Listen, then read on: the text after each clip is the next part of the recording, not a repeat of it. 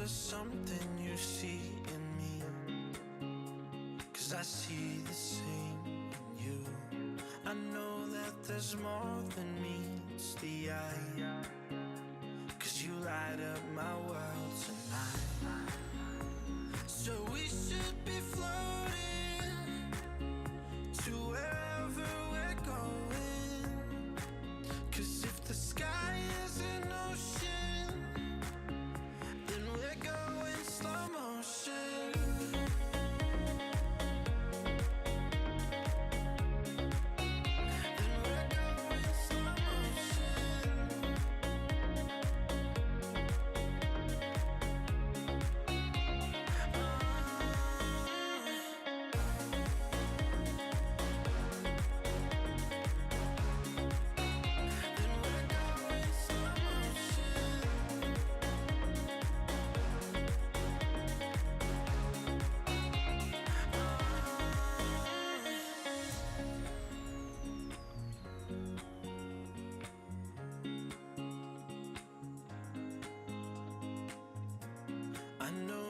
There's something you see in me, 'cause I see the same in you. I know that there's more than meets the eye, 'cause you light up my world tonight. So we should be floating to wherever we're going, 'cause if the sky is an ocean, we're going slow motion.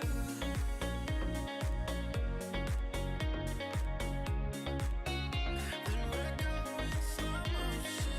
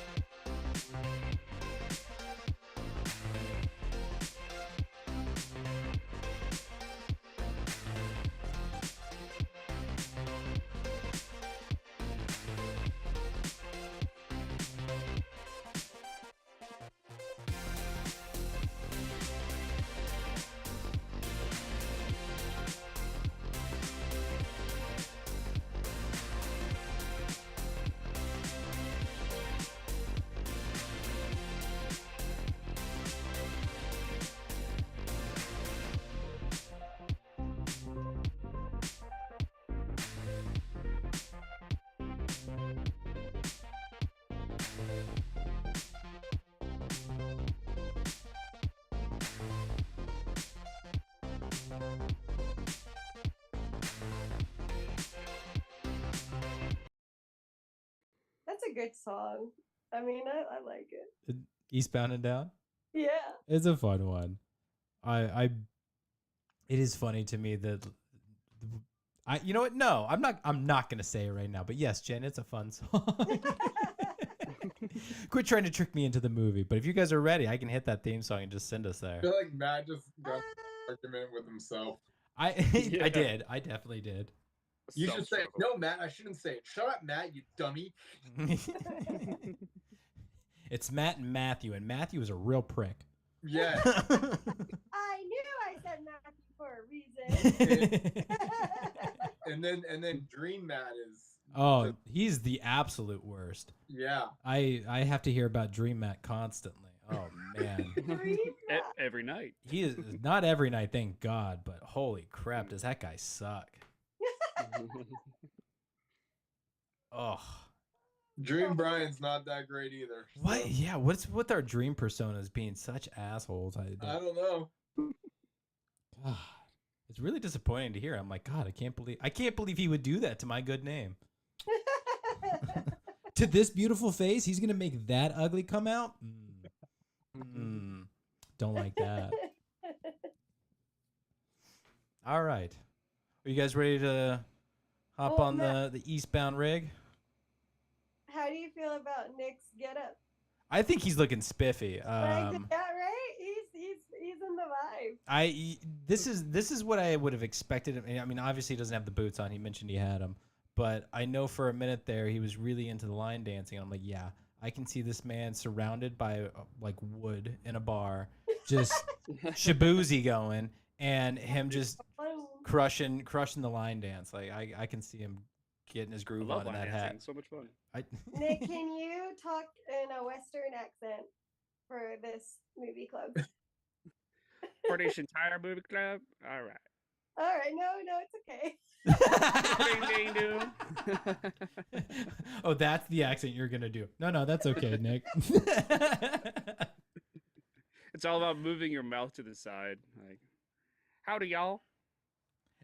It's funny to me that you guys say Western accent. Like, you realize California is the furthest west, right? Like, yeah. Oh yeah, you want a Western accent? So like, totally, I was just making some dinner. So I was getting together my avocado toast, right? Oh my god, this chicken marsala I just made in the crock pot is so good. Okay, you said the magical words chicken marsala and crock pot. I might need that recipe because I absolutely love chicken marsala, but the last time I made it, I'm like, this is such an obnoxious process because it's not an easy thing. Like you gotta like bread the chicken, you gotta do the thing. Like, there's just a lot of steps to it, and I'm like, if I can just make this and throw it in a crock pot and walk away, let me know. Well, I kind of cheated, but it's still really good. Cheated? How so? Yeah. They said I was supposed to sear the chicken beforehand. I was like, I don't have time for that. Okay. All the Italians in the room just shuddered and cried. I refuse to comment. You did not make chicken marsala. You made a chicken in a wine sauce. Literally the only yeah, that's the one thing I didn't do was sear the chicken for 2 minutes, and then it is. But everything else is still the same. It is an important step. No, it was made in a crock pot. It's not the same. But it's so good though. You're telling me your Nona would never use a crock pot? No. Okay. All right. Well, with that, are we all ready to hop into it so we can win this bet? Hold on, I need salt. Nice. Yeah, we should place bets for the fastest movie. Pull the horn. I got my rig back there. Oh man, he better come back with the salt. I need salt. Just walks away. You know what is a fun time keep with Nick is because he's got that window there. It's just watching the sun set. Yeah. And him like slowly realize that he's in a dark room. Yeah.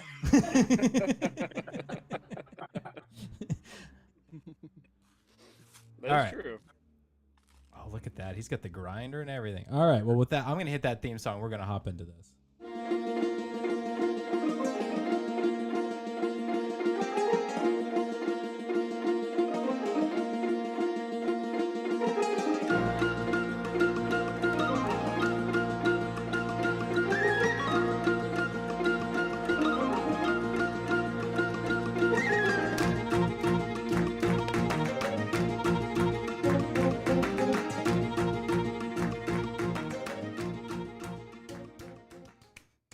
I like the truck horn. That was good. Oh man, that took me back to like childhood of driving on the highway. Actually, it didn't have to be on the highway. We had enough rigs on the regular road, but just being that kid, it's like do it. Yep. Oh, having a good time. But with It took me that, back to 2 days ago. it's 2 days ago. Yeah, back when I was a bebe, a couple days ago, it was fantastic. Well, I mean, if Tamagotchis are in, you're not far Oh from my it. god, we're bringing back. You weren't here for that conversation. Tamagotchis are back in. The 90s and 2000s are here. Yes, I was just having. So Jamie is watching whatever the Hallmark show is. I cannot remember what it's called. Something in Time or something. It's the time traveling one that's on Netflix. She's been watching that and binging, and it's fantastic. Like a moment in time or something like that? Something like that. Something like that. Yeah. Which has been really good.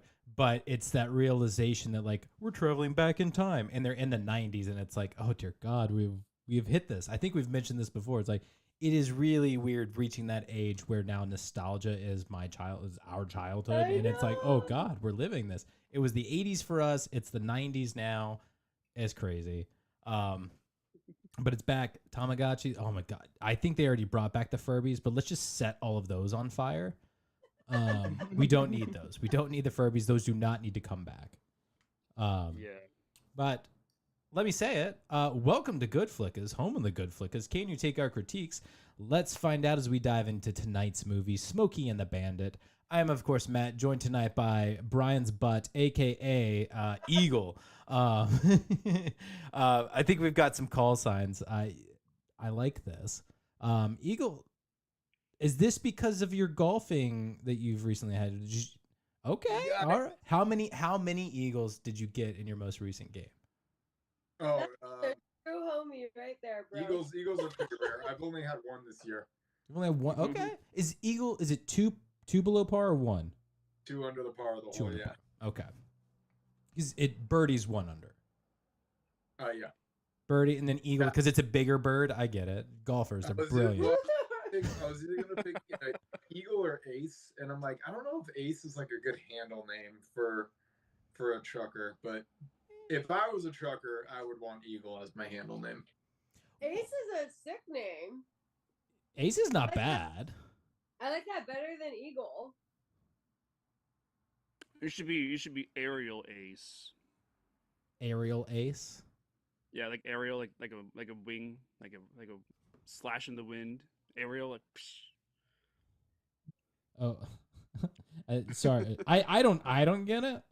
I don't There's a move in Pokemon called Aerial Ace that bird Pokemon learn a move called Aerial Ace, and it's like a wing slash. So anyway, No, I'm with you. Sorry, James. My freaking stop it! I want to break my phone.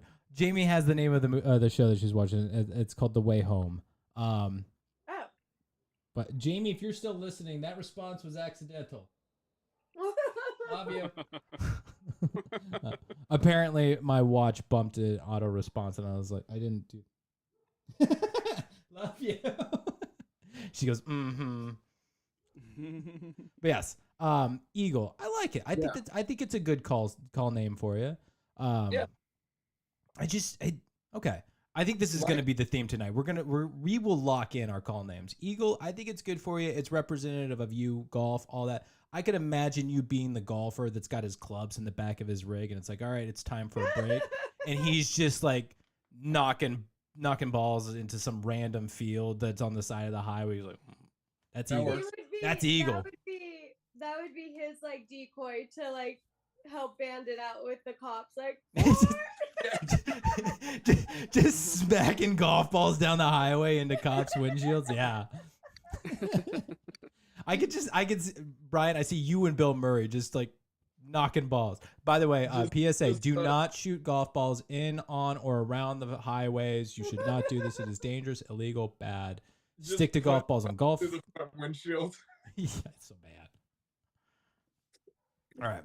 Yes, I do think this will be a theme tonight, is locking in our call names. Yeah. Eagle, I like it. Jen, I don't know if you've got one, but for the audience out there, you cannot see Jen. She is with us. She is remaining in a fabulous cave tonight and enjoying herself some rest and relaxation. So we will be joined by her voice, but not necessarily her face, unless we can talk her into hopping in at some point. But Jen, welcome. Do you have an idea of what your name would be? My handle? You don't have to have one. I think we could think about this and like do some chatting about this throughout the night. I don't know. I feel like it would have something to do with a squirrel. Ooh, okay. Squirrel wouldn't be bad. It's better than Or frog. no, What was it, Jen? a squirrel or a snowman. Is it because squirrel is like your personality? Like you're just like always on the move, popping your head up, and then running, and then popping your head up, and then running. Pretty much. I can see that. I don't think squirrel's bad. Don't you have like a squirrel mug? Yeah. Yeah. I think squirrel's a good name for you. I'm curious. So you brought up snowman, which I don't think we can give you because that's already in the movie. Isn't it? Isn't that his partner's name, Snowman? Yes. Mm-hmm. Okay. Yeah. But are you going for like a Christmas thing, Jen? I just really like the snowman emoji with the snow. Okay. Well, let's go ahead and just remove that one then. I don't think it fits so much, and emojis don't really transfer very well over CB. Yeah, maybe Jen would have like a Christmas handle, like mistletoe or. Ooh. I was Yeah, just thinking Mrs. Claus is just kind of like a actual, just to call it Mrs. Claus, but Yeah. mistletoe's not bad. I like mistletoe. Operation and Mistletoe. Missile is spelled like a missile, like machine missile. Yeah. Oh, so instead of one word, it's two? Mm-hmm. Mistletoe. That gives the implication that you're kicking ass. Or it could be Silent Night. What was that, Brian? She could be Silent Night. That sounds like she's Ooh, killing and then people. I just I think sneak that's up- her assassin name. Yeah. Yeah. Yeah. I don't know. I like Could be mistletoe. like- I was thinking Tiny Dancer, but you're more of a singer than a dancer, Jen. Oh no, Tiny Dan. No, that's a good one too. Okay. Tiny Dancer You know sounds that like a song fun one over You there. know the song Tiny Dancer? By Sir Elton John. Yeah. Never heard of it. Okay, well it speaks to me. Okay. Okay, we got some good calls. I think we'll narrow it down. So we've got mistletoe, Tiny Dancer. That one, I like that one the best. Tiny Dancer. Okay. Yeah. All right, locking it in. Tiny Dancer. But we also have Nick, aka the City Cowboy over there, also known as Turkey for some reason. Because who gives a? What? Because who gives a? Who gives a turkey? Yeah. Because who gives a turkey? Yeah, I'm not following, dude. Really? Who gives a turkey? None of you caught that quote from the movie? No. Wow. Wow. I'm just gonna leave this phone call. He's very disappointed in us. What scene? Wow. I'm not even gonna tell you. You have to watch the movie again. Fine. Whatever. Moving on. Nick is AKA'd as his CB name is Turkey, and we're moving on. Nobody cares. We don't even know why. He's Turkey. You jive, Turkey. That's what it is. It was the No. 70s. You're a fool. I do not have a call name for myself, but Quote airplane. Wow, you're It- pummeling me down, and then you don't even have one, have one at all. Well, Jin kind of took squirrel, but one of the nicknames that my dad gave me that I thought was pretty. Actually, I stand by this one. I'm gonna say chipmunk. Oh, I like that. I'm gonna say chipmunk. Mostly because if I'm driving, especially long distances, I'm going to have sunflower seeds, and I will have a cheek full of sunflower seeds every moment of while I'm driving, just spitting into something. Like chipmunk, and also the kind of like squirreliness of so I think it all fits. I'll stick with chipmunk for now, unless you guys have some better suggestions down the road.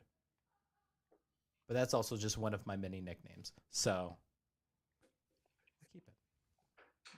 All right. I wasn't going with the whole theme of handle, so I'm not saying that turkey is my handle, but Okay. it is now. It sounds like. Well, okay, fine. You had your reasons for turkey. You don't want to give them yet because we don't get the reference. We'll get there. Mm-hmm. Do you have a call sign that you would prefer? Brian already said eagle, but I really like Golden Eagle from Brooklyn Nine-Nine. Golden Because Eagle. there's like Operation Golden Eagle or something like that. Okay. Just the phrase Golden Eagle just sounds really cool to me. I've always liked that one. Okay. All right. Golden Eagle. What makes you golden? I don't know. All right. Okay. For the sake of it, I'm going to imagine that your rig on the front of it has just like golden eagle wings, like just on the front of it, just golden eagle wings. Maybe it's like a hood ornament or possibly on the grill. I don't know. Well, actually, that train photo I sent you guys actually has a golden eagle on the front of it. Was that one of the recent ones? I haven't looked at those two that you just sent. Or is this from... Yeah, the train that I saw this past weekend, the big boy, it's got a golden eagle right on the front. The big boy. Here we go. All right. Not that one. Oh. Yeah. Yes. I imagine that. That is your hood. That's what you're talking about. Yeah. That's your hood ornament for sure. Golden eagle. Mm-hmm. I get it. We'll let it go, Nick. All right. So we were talking about Smokey and the Bandit. This is my pick. So the reason I picked it, our last pick was Wild Things. Thank you, Brian. That was a fun one. But it was a bit, it was on the intense side of things. It was a little bit more dramatic, which was fun. But I was hoping to kind of lighten things up a little bit. I wanted to do something that was, I like pulling up these more classic films. And Smokey and the Bandit is one of those movies that so many people talk about. There's so many references throughout movie and television. And I've never seen it. So this was I'm just going to admit that it was a first time watch for me, but I wanted something that I thought would be fun, a nice little break from the seriousness, but also kind of taking us back to a different time period to kind of see movies from a different era that we don't always visit. We do a lot of like 80s, 90s, just a little bit further back. If I could do 50s, I'm going to try, but those ones are a little hard to come by on streaming these days. So yeah, I wanted something that was fun, a little bit lighter, and something that's hopefully new to everybody. Again, it's a classic. I could see at least Brian maybe of seeing this. But I don't expect Nick to, and I don't expect Jen to have seen this beforehand. I'll be surprised if I did. But again, really just wanted something light, fun, a little bit different era of a movie for us, and switch things up a little bit. Keep it light. Anybody want to go first? I'll go first. Go for it. Raise your hand. You animal. I'm raising my hand. No, so I have seen this before. What? I'm just kidding. Liar. I just wanted to see the facial expression. No, That was a really good delivery, though. You got us. thank you. No, I have never seen this before in my life. I think I have heard the name, but I maybe thought it was like a TV show or something like that, like a cartoon or something. And wow, Matt is your face is here. Yes. It just zoomed you in all crazy. He's playing Tetris with his own camera. That was definitely accidental, but yes, here we are. You are listening. I hear. You can feel it. I'm over here. Now I'm over here. Now I'm over here. Pay attention to me. So yeah, I thought it was like a cartoon or something like that. But this was such a fun movie for me. Like, I really enjoy this style because it's like, this just reminds you, like, this is a movie. Like I think it's something that we don't really see in modern movies because everything just it seems so real and it's supposed to be taken like literally and it's like this is obviously a movie. It's so out there with everything that happens. Like it was just so much fun. And at first it was like a slow build for me. I was like, I don't know if this is my vibe. But then you just can't help but watch it and then laugh and just enjoy the ride that these guys go on. So with that being said, I'm gonna give this a 4.5. I can't quite give it like the 5 out of. I was thinking about it, but 4.5. I think if I did watch it again, because I was thinking about doing it twice, it was a short enough movie. It'd probably be a 10 out of 10 for me. Like it's just fun. It's just a fun. Don't judge me, Chiggy. I really enjoyed it. All right. Okay. Wow. 4 point. You said 4.5. All right. No, 4.5. Oh, I'm sorry. All right. Anybody want to go next? Sure. Don't you ruin my parade. All right. He's gonna ruin the parade. This movie tricked me. I could have sworn I saw this movie. And I think it's because of references and gifs and memes and everything, all the above. Quotes. There's so many quotes that come out of this movie. And when you hear them constantly, you're like, oh, okay, I saw this movie. And then when I started watching, I was like, nah, we have not seen this one before. We just have been introduced to it, culturally. So that said, I've now watched it twice, and I'm a little torn between it. It has its highs and it has its lows. The high point, I love the truck banter. The way that they talk to each other, the energy that they have, like all of it. It's just like give me more of that. The secret codes and how they're saying things, but they're basically talking in truck code, and telling stories and things like that. I really couldn't get enough of it. That's the highs. Some of the lows would be the chase scenes. I don't want to go too much into it because we'll unpack it when we start talking about it. But to me, it was way too like why I oughta one of these one of these days, Alice. Like it was very just childlike and just cartoony, and like not even I can't even call it comical. It was just pathetic. So with that, it's like I don't know. There's some really good. There's some things that we could have worked on, and I think that's probably why I landed where I landed on just a solid 3.5 rating. It was an enjoyable film. It is fun. Um, Sally Field is incredible in this movie. Burt Reynolds is a great bandit, but there's definitely some things that I kind of wish were workshopped a little bit better, and we'll get into that as we dive deep. So, yeah, just run of the mill 3.5 is what I'm giving it. Okay. Fair enough. All right. Matt, you're muted, but I'll go. Am I? Am I still muted? No, you're good now. Yeah. All right. So Smokey and the Bandit. This is one that I have not seen, but I have definitely heard of, and knew about, but just never actually sat down to watch the whole movie. I watched this one twice as well. I enjoy it. I think it's a fun time.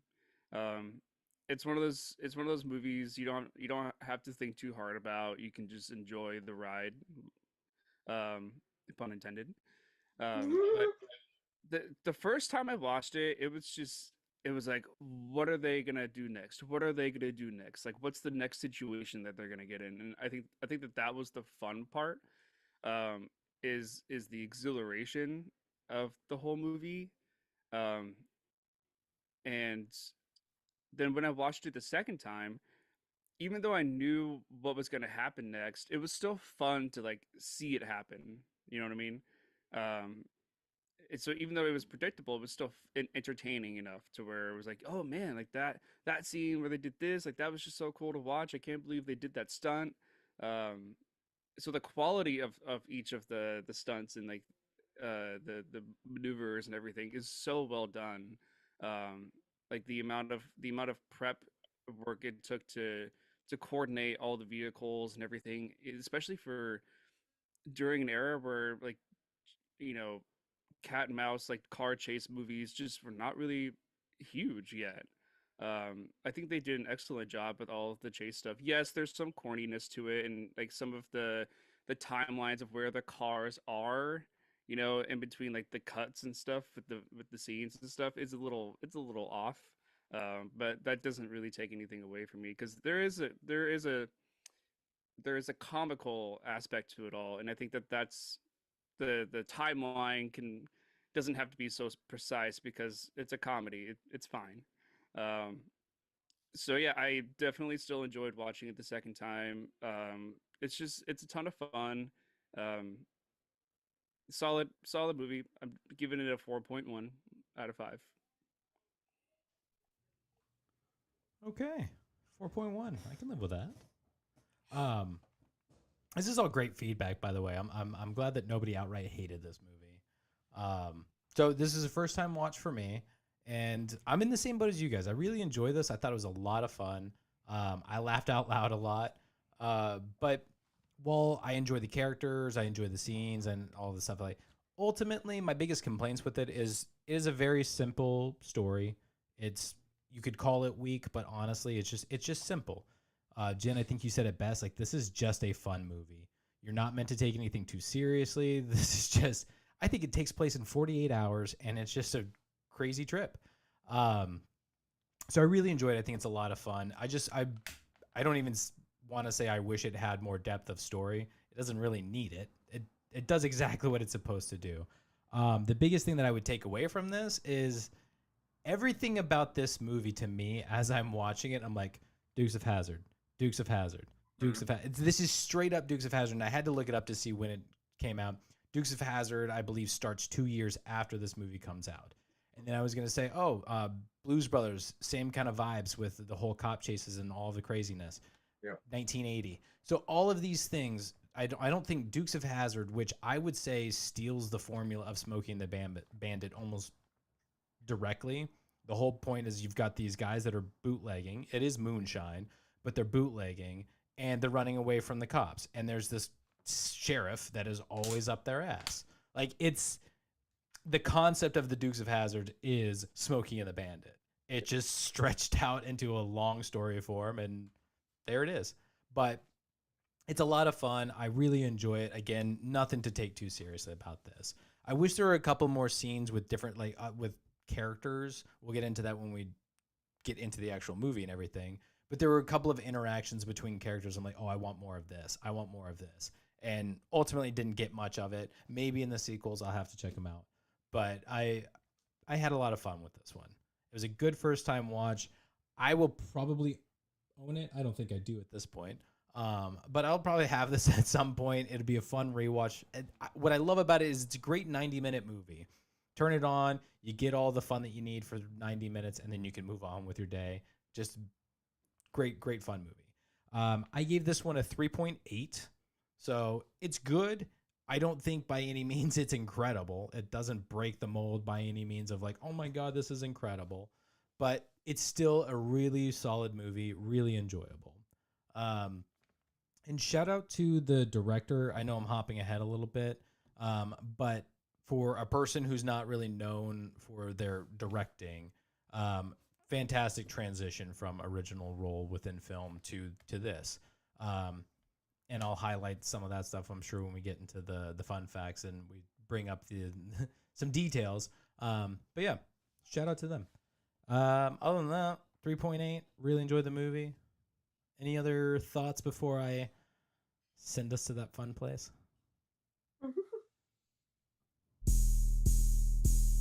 Fun facts. Fun facts. Sit your butt down cause Brian's in town. Fun facts. Fun facts. Here we go now, so let's talk about fun facts. Hey. Man, it hits hard every week. I love it. All right, you mother truckers.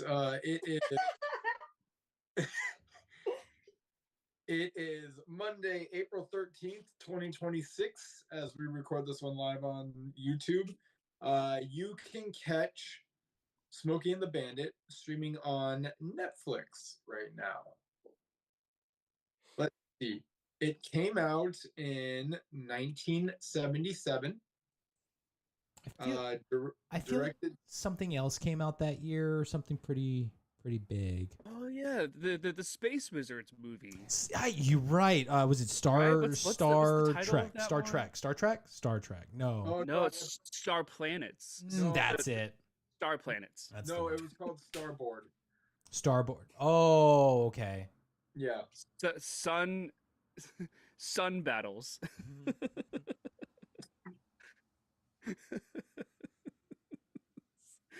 Could you imagine if those movies were called Sun Battles? It's not inaccurate. P3PP. Yay. All right. Anyway, 1977. Directed by Hal Needham. Needham. I'm gonna go Needham. Needham. Needham. I need ham. I have all this turkey and I need ham. All right. Blah blah blah. So top 10 is Body Slam number 10. Body slam. Stroker Ace is 9. That sounds like a porn. The Villain is 8. And so is Body Slam. That's also Yeah.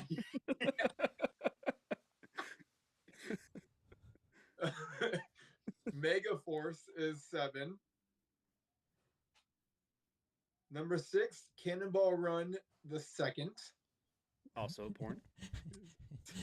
Not Cannonball Run 2, Cannonball Run the Second. Okay, that's how I read it. Number 5, Smokey and the Bandit the Second. The second.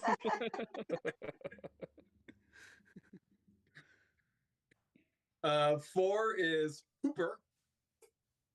What? Hooper. Ooper? Hooper. Oh, Hooper. 3 is Rad.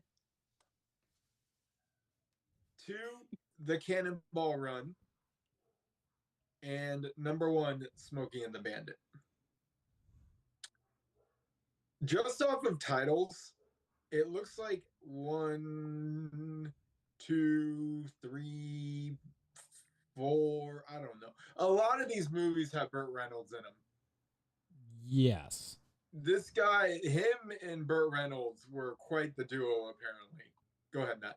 I believe he was Burt Reynolds' stunt double for a lot of movies. Was he? Yes. So this is what I was going to get at, was he is probably more known as a stunt man than a director. Although he's got some pretty big names under his belt there. I mean, like Rad is a BMX one from the 80s that's like the big deal of BMX movies. Cannonball Run. So, I haven't seen Rad. Is just by looking at the title, at the cover and everything, this looks like the same. Or it looks like the movie that. Oh, here I am blanking on everything right now. Andy Samberg did. Oh, Hot Rod? Hot Rod is Hot Rod like a spin-off of Rad or okay? No. Not really. So in Hot Rod, he's just trying to be like a stuntman, more evil Right. Knievel.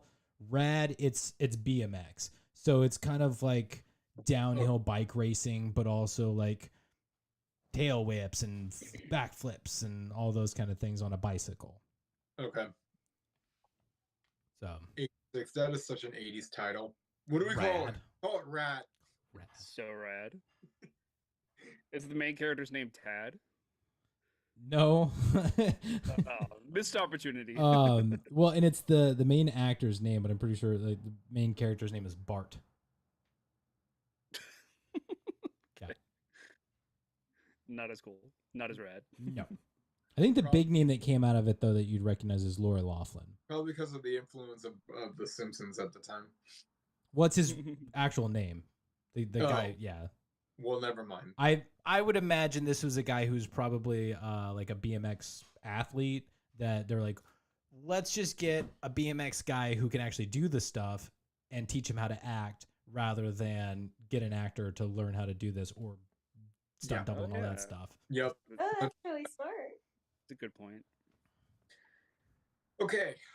The Crew. Yeah. I heard That that. was a meow. Oh my gosh. It sounded like a meow, meow, meow. Oh no, that might be Thriller. Hang on. Maybe not. Matt, did you I think we're good. get scared? You just had like a shocked face on you. I was visited by the dinner fairy and she was Oh. kind.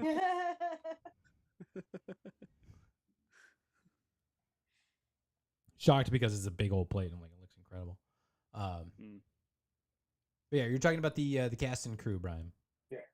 Or we're taking a pause because kittens are being kitteny. We're taking a pause. No, wait. Where'd you go? Okay, we're good. I think we're good. I don't know. Cats, man. Okay. The cast. So glad we record this live and we can do this. I appreciate it. Bandit, played by Burt Reynolds. Must be Burt Reynolds or something. Frog, played by Sally Field. And the only one else I'll mention, Sheriff Buford T. Justice, played by Jackie Gleason. When I watched this the first time, I watched it with my nana. And when she first saw the credits of Burt Reynolds and Sally Fields on the screen, she was sitting right here, and she turns to me. She goes, "You know, they were something of an item in Hollywood during that time." And I was like, "Wow, that's the most like grandmother thing to say. That a couple was an item in Hollywood." Like the term "item" gives me a feeling of like a little bit of scandal, you know, like a kind of like a Brad and Angelina and Jennifer kind of thing, you know, like they were an item. It was like, oh, Nana, she was alive for all of that. Yeah, it was just funny. She is not wrong. They did like 3 movies together at that time when they were dating. They have Did they? amazing chemistry. Yeah. They were a lot of fun, and what I liked about them in this movie is because they're playing opposites. It was fun kind of seeing that. Like she's clearly like this city girl. He's this country guy who drives truck, and it's like, yeah, you shouldn't work, but the chemistry is definitely there. The chemistry is there for sure. Mm-hmm. And I mean, Sally Field is throwing 105-mile-per-hour heaters in your face every scene. It is. Yeah, can I say something? So this might get me some hate, but normally I don't like Sally Fields in the movies that like I just feel like she's like a whiny character and it's not much to like look at least the movies that I've seen. but I feel like as soon as her character showed up, the movie completely shifted for me. That was like the moment where I was like, oh no, I can get into this. Like if it wasn't for her, I think this would have tanked Mm. for me. Like honestly, she made it. And it was a pleasant surprise because normally, like I said, I just don't her characters that she plays. I'm like, no, but this was something different. She was strong in this role, and I think maybe that's what it was. Where instead of she's kind of like a passive person. She does kind of play like the subdued, kind of like meek characters pretty well. Yeah. But But I love when she gets fired. Yeah, sass. It's like, yeah, even Mrs. Doubtfire, she's like this lost woman trying to find herself. And Well, we didn't watch this for have any of you seen 80 for Brady? yes, No. Well, it's a lot of fun, but it's Sally Field with a bunch of other well-known actresses and things. Mhm. But even then, I feel like they're what was it? Fonda. Jane Fonda, Lily Tomlin, I think. Yep, yeah. Trying to remember who because there was a fourth woman. Yeah, I don't remember the other one. Ooh, cannot remember. Either way, I feel like they're all kind of playing to their stereotypes that they're known for, and that's exactly what Sally is. Is like she's just kind of like this sweet old lady who doesn't do anything wrong. She just follows all the rules. She's very kind, very nice, and just like somewhat of a pushover. And she does a good job with that. But oh my god, like you said, when Sally cooks and like she goes off and you bring up Mrs. Doubtfire, like I've been waiting for the reference of like the whole time, like when she hits that level and she leans into like the comedy of stuff. Oh my god, she is just so fun to watch.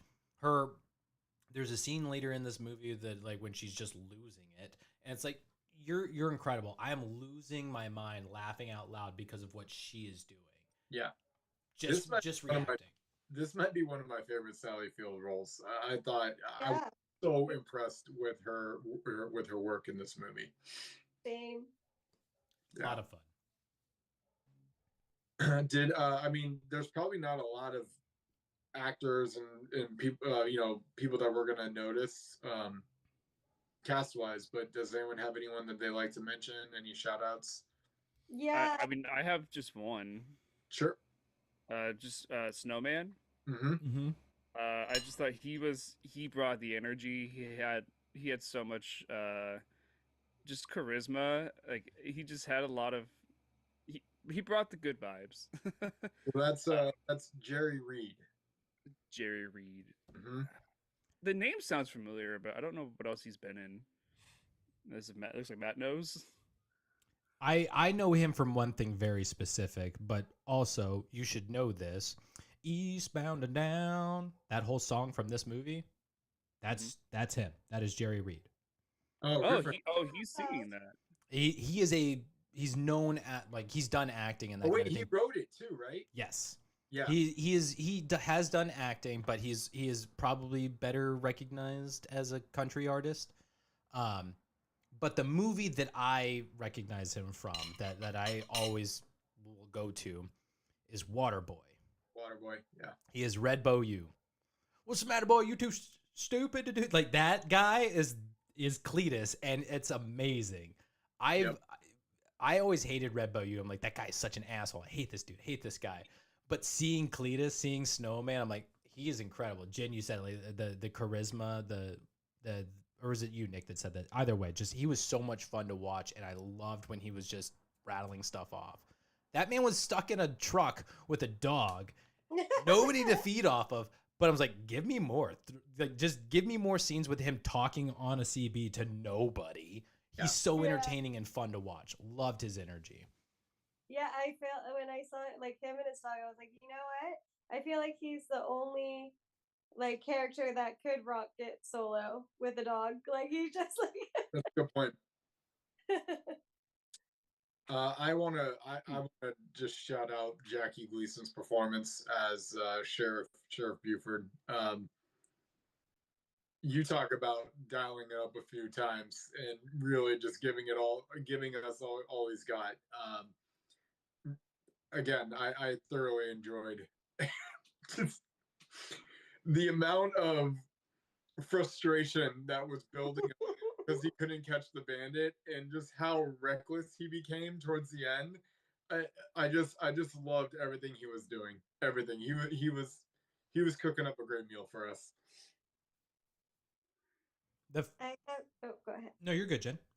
I was gonna have 2 shout outs. So Matt, if you wanted to respond to my brothers. Yeah, I just quick on Jackie Gleason. I hate his character. He's a bad man, but he was a lot of fun to watch. Yeah, I agree. He is supposed to be a disgusting, awful human being, and he nails it. And what's impressive about it is while he's playing a bad person, he's playing a bad character. Not that he makes you feel any sympathy or anything for it, but you look forward to the scenes with him because he's enjoyable to watch. It's fun watching him fail. It's fun watching more and more happen to him, and him just get like, "Oh, I'm gonna get that bandit," and just like kicking it up to 11.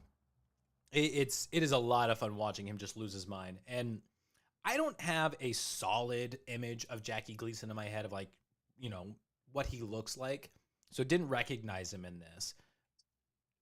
But Buford Justice, what is his full name? Sheriff Buford. Buford T. Justice.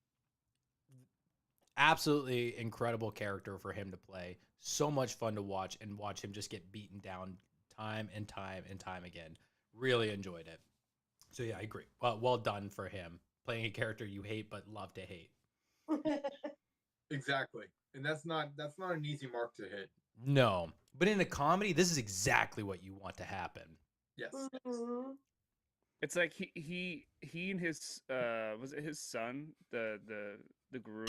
Was that wasn't his son? That is his son. That is his son. Like they're like the villain Batman and Robin or whatever. Like the doofy sidekick, but kind of thing. Junior Justice. Junior Justice, yeah. That's the name that he was given.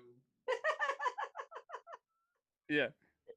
Their whole dichotomy or whatever. It's just it's silly. It's super silly and fun. That was one of my shout outs, was the guy that played his son.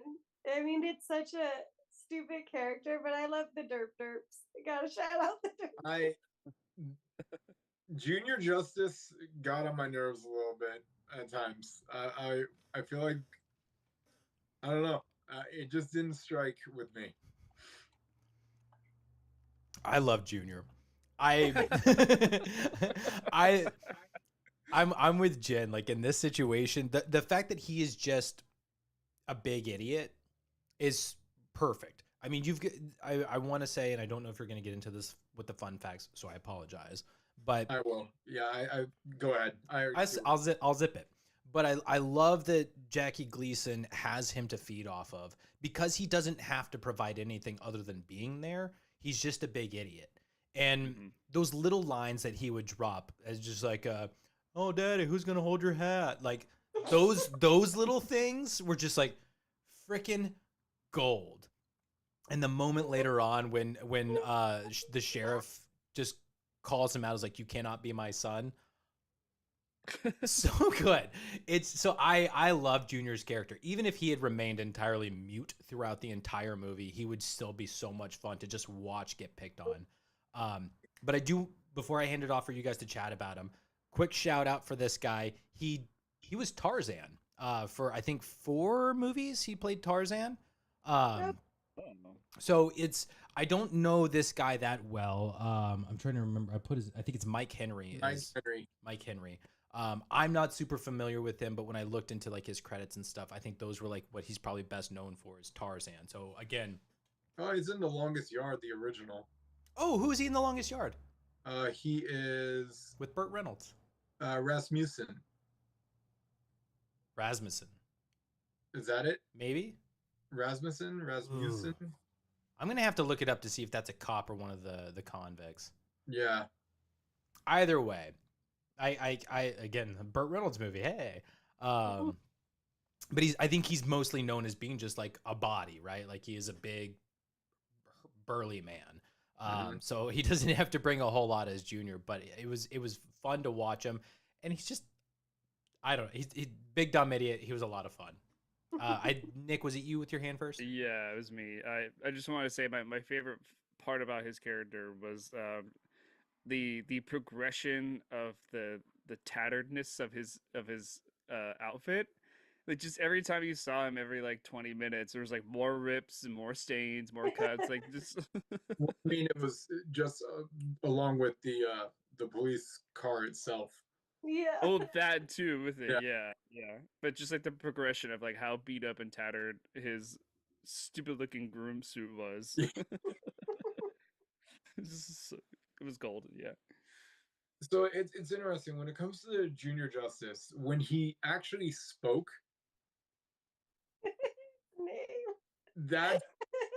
that's what didn't really strike for me. It was the physical stuff that happened to him or that he was doing is where the gold came from, in my opinion. Yeah. And I'm not going to go into details because again, we'll be talking about him. But there's some physical comedy that was going on between him that was it was well strategically added. Yes. Yeah. And then I did have just one more shout out. Go for it. I know her face, and I'm pretty sure it's the same woman that plays in gosh, what is that famous movie? Lindsay Lohan, the twins. Was it? Parent, Huh? the Parent Trap. That's it. Yeah, she's the stepmom in the Parent Trap, but she was like the promiscuous helper of Bandit. Oh, from the pink trailer. Yeah, from in the trailer, she's the blonde. Like she was the one that was talking. I know I've seen her face in so many things. I don't think that was her, was it? I don't believe so. I'm trying to scan through to see if I can find anyone. But You're thinking one of the actual prostitutes? Yeah, she was the one talking to Bandit over the, what do you call those, radio, I guess? Yeah, the CB radio. Yeah. Which CB, is it closed band? Is that what the CB is? That sounds right. That sounds right. I think it was Foxy Lady, right? Yeah, that was I probably think her. so, yeah. Ingberg. Yeah, that's her. And no, that's not. She's not in the Parent Trap. Ingberg Edelson, I think maybe. What is she in? I know I've seen her in so many things. No, she's only done 4 movies. What? That's not. I've seen her in so many things, so many 4 things. What? I guess She's a twin. No.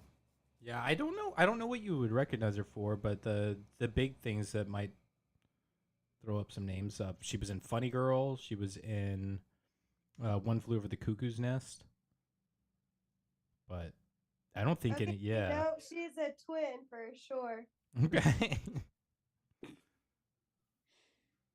Okay. All right. Are we moving on? Yes, we can. I only had one other actor I wanted to actually shout out. Okay. It's Paul Williams, who plays Little Enos. Mostly because he's one of those guys where like I always like recognize his face. We'll never remember his name for whatever reason. But definitely remember his face. Apparently he's done a lot of like music stuff. I'm trying to actually get to some of the stuff that he's acted in. God, what is it? How many is this? He's got 98 acting credits, including television and film and stuff. I'm sure you guys would recognize him. Let me see if I can find. Oh, he's in. That's right. I remember him. He's in The Princess Diaries 2. If you remember, he's the little guy. Just think of this as like he is the little guy. I'm trying to find some other big ones that would be like, oh, that guy. You know, it's funny. I looked it up because I had to know Mhm. when I heard his voice. he almost sounded like I couldn't Fox and the Hound, but not neither of them. The older dog, Oh, Chief. He. I was like, is that the voice of Chief? It's not. Oh man. Oh, the fox and the hound. Right? Yeah, I'm seeing all kinds of stuff. God, just so many things that he's in. There's my memory. Yeah. And then my memory is when the old lady's driving away and Todd's just Oh. God. Road? And then the song playing. In the middle of the road, yeah. Oh my god. I don't ever. If somebody picks the Fox and the Hound for us, I'm going to be pissed. I might pick it. Why do you want to one of hurt me, these Jen? days. Why do you want to hurt One of me? these days. Because I want to hurt myself. It's good to feel. Speaking of Jackie Gleason, this is for you, Jen. One of these days, Jen. Bam! Straight to the moon. All right. Ratings. That's what we do. So we're gonna give this a good flicker rating of 3.98 out Oh, come on. of stars.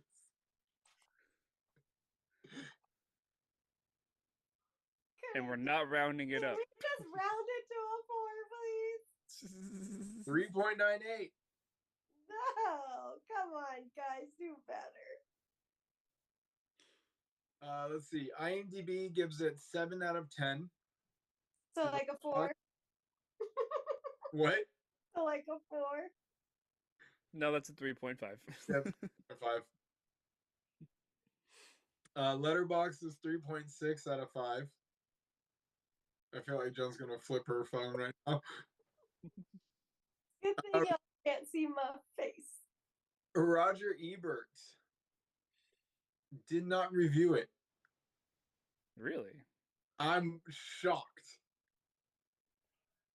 Like shooketh on this one, guys. Was he doing reviews at this point, or did he start after? Even if he wasn't, he's gone back and reviewed movies that past movies that Oh, so he does go back. Yeah, So he went back. I mean, Oh, I thought he just did like current, like whatever was current to he him. reviewed Psycho. Oh, okay. But yeah, I was like, really, Raj? You didn't go back and do Smokey? Like I've just, it's one of those like more, like cult classics. Exactly. That's the one I'm looking for. Yes, but even I don't even know if I can call it cult. Just one of those 70s classic. that Yeah, you it's a think classic. would have gone back to watch. This was like one of the top grossing movies this year. Obviously, the big movie is Star Wars, but this was definitely one of the top movies. It got 2 sequels and a bunch of spinoffs. I was really surprised that there was no Roger Ebert review. I'm like, okay, just there might be some like behind the scenes stuff that we don't know about on that one. Okay, let me write for Raj. What are you gonna do? Chat GPT? What would Raj review this as? No, I'm gonna write it. Oh, okay. You're right. You have fun over there. I will. All right. Budget 4.3 million. Worldwide gross 126.7 million. That Dang! yeah. That's insane. Now that's how you make a movie. That is how you... Wow. Unreal. It's crazy they make movies today where it's like a $250 million budget and they make 80 million. It's like, what happened? This one had basically, 4.3 million in what 76 is. Yeah, let me adjust that for. That's a pretty big budget. I mean, it's not massive. Right. because I mean, and I'm curious, what was Star Wars budget? You know, if we're talking, if literally it came out the same year. Oof. Yeah, Let me pull that up real fast. gonna be That'd good. That's only like $24 million today. See, that's not bad. It's That's only all. $24 million. That seems pretty bare bone minimal, if you ask me. Yeah, Especially because you said 24 million today. like to make the movie. Yeah. One actor salaries that are 10, 15, 20 million. Mhm. Yeah. And then 120 million today would be worth like a 650 million. Okay, Yeah. go ahead, Matt. So for comparison, Star Wars' budget was $11 million. Oh wow. So like. Oh, so this was cut in half for Star. double. Yeah. What was Star Wars is gross? Worldwide gross is 775,398,000. Oh my god. Oh my god. Jesus. So it did They pretty good. definitely made their returns. Yeah, I think they might have made some money back. I think that like covered all the rest of the films. Like, What in that's so crazy. with an $11 million budget and their opening weekend, they made $1.5 million Wow. in the opening Opening- weekend. Wow. In a weekend. Yeah. I think I finally know what that score sound is supposed to sound like. Do do do do do. We're making money. We're making money. Do-do-do. Oh, that's impressive. Anyway, but then again, going back to Smokey, so is this 4.3, and Yep. you rake in 126. And Raj didn't rate it. I know. Dang. This is I can't back you up on this one, Raj. What happened here? Yeah, he's slipping. Yep. Come back. Out of like the million movies, but this one. Yeah. All right. It was nominated for 1 Oscar. It did not win though. Ooh, what was the category? The category was film editing. Oh, Oh, I interesting. wouldn't think that. Yeah. Did it lose to Star Wars? I'm checking right now what it lost. Everything lost to Star Wars. It's true. There's no better movie. Film editing. Where are you? Visual effects, film editing. Yep. It lost to, so it was nominated as well. Close Encounters of the Third Kind. Star Wars episode was this 4? 4, yeah. Yeah, 4, A New Hope. Technically, it was just Star Wars at the But time. yeah, they added that title. That's the first one, right? Yes. Yeah. Yeah. It started off as just Star Wars, Okay. and it later became Star Wars Episode 4: A New Hope. Okay. And Gotcha. then 6, 1, 2, 3. Julia and the Twins. Those are your nominees, and Star Wars takes it. You know, it's fun, you guys. This is off topic, but something I really enjoyed with Star Wars is like it actually became a family tradition for us. On Christmas Day, we would go out and go see it, and it was so fun, so fun. I don't mind bringing that tradition back. I know it was good. I was so sad when it's like this is the last one. I was like, man, what are we gonna do Christmas evening now? Oh shoot! I think I just had a realization. May 4th is a Monday, isn't it? Oh. Let's see. May the 4th be with us. I think it's gonna be Brian's pick though. It is. Look at him so ready. It is my pick. It is May 4th is a Monday. All right. It is. Wait. Yep, it is. But it will be your He's pick. gonna Ben. do everything to not pick it. Your pick, Chiggy. Nick. Oh, it would be my pick. Yeah. You don't steer us wrong, sir. I can always switch with Matt. If I pick Star Wars, it's simply because it's Star Wars Day. That's it. It's not me trying to push it onto you guys. You will not hurt my feelings, whatever your feelings are towards Star Wars. I have my lightsabers. My mind will not change. It has been 30. It has been 34 years of Star Wars in my life. You can't ruin it.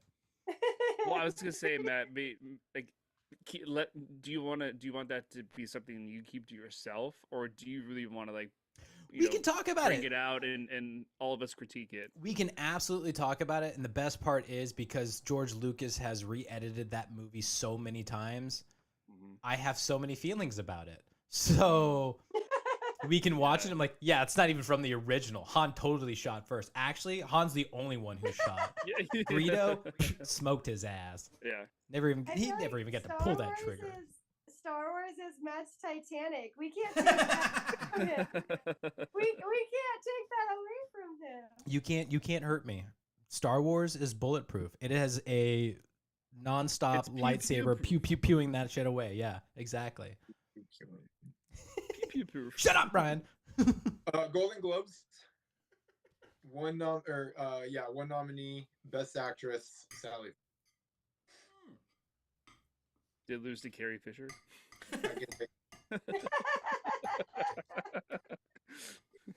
Lost to C-3PO. He is awesome.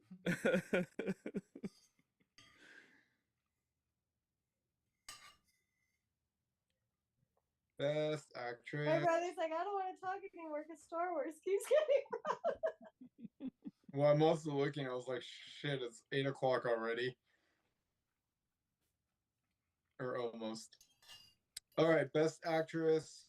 Let's see. You've got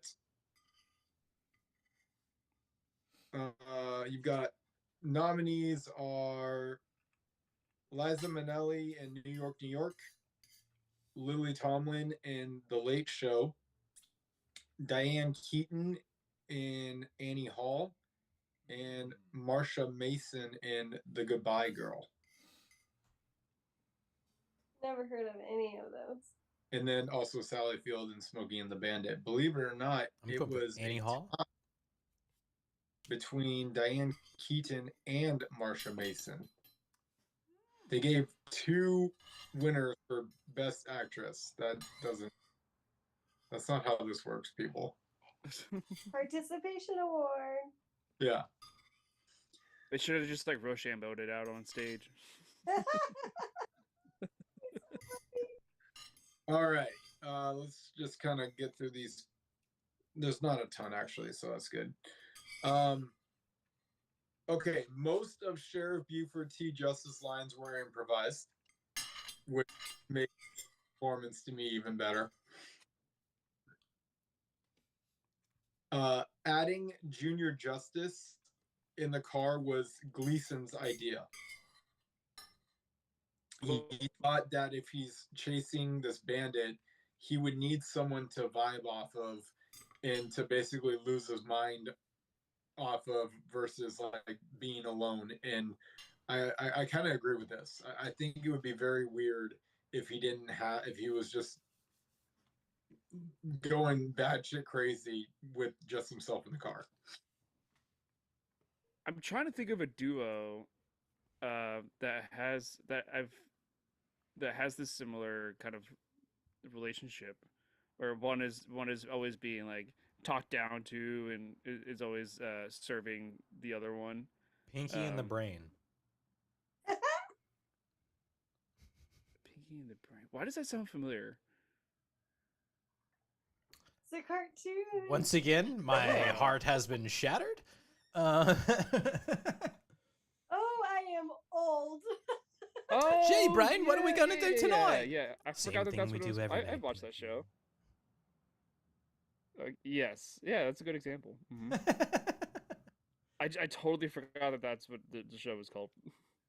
I don't remember what the characters are in Looney Tunes, but there were the 2 mob guys, and there was the little guy who had the really tall hat that covered his eyes, in like the big dumb brute that he Yes. always walked Oh, around with. yeah. Yes, I know exactly what you're talking about. Yeah, I think that's a the good tall one. guy was Bruce. Or maybe that was the shorter guy with the tall hat. Maybe. I guess you could make a case for Horace and Jasper. Probably not so bad. Yeah. Definitely Marv and Harry. Oh yeah. Yeah, yeah, Yeah. I can see that. All right. This was the second highest grossing movie released in 1977 after Star Wars. What?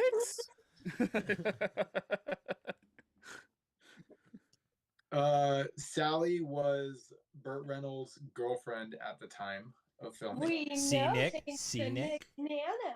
Yeah. Tell See, us they something. were something of an item. Tell Yeah, us they were something. more than an item. They were See, knocking boots. Nana had the fun fact in real time. The Trans Am used for the bridge jump was completely wrecked after the successful jump. Oh. No way! Wow. So sad. Oh, that's so sad.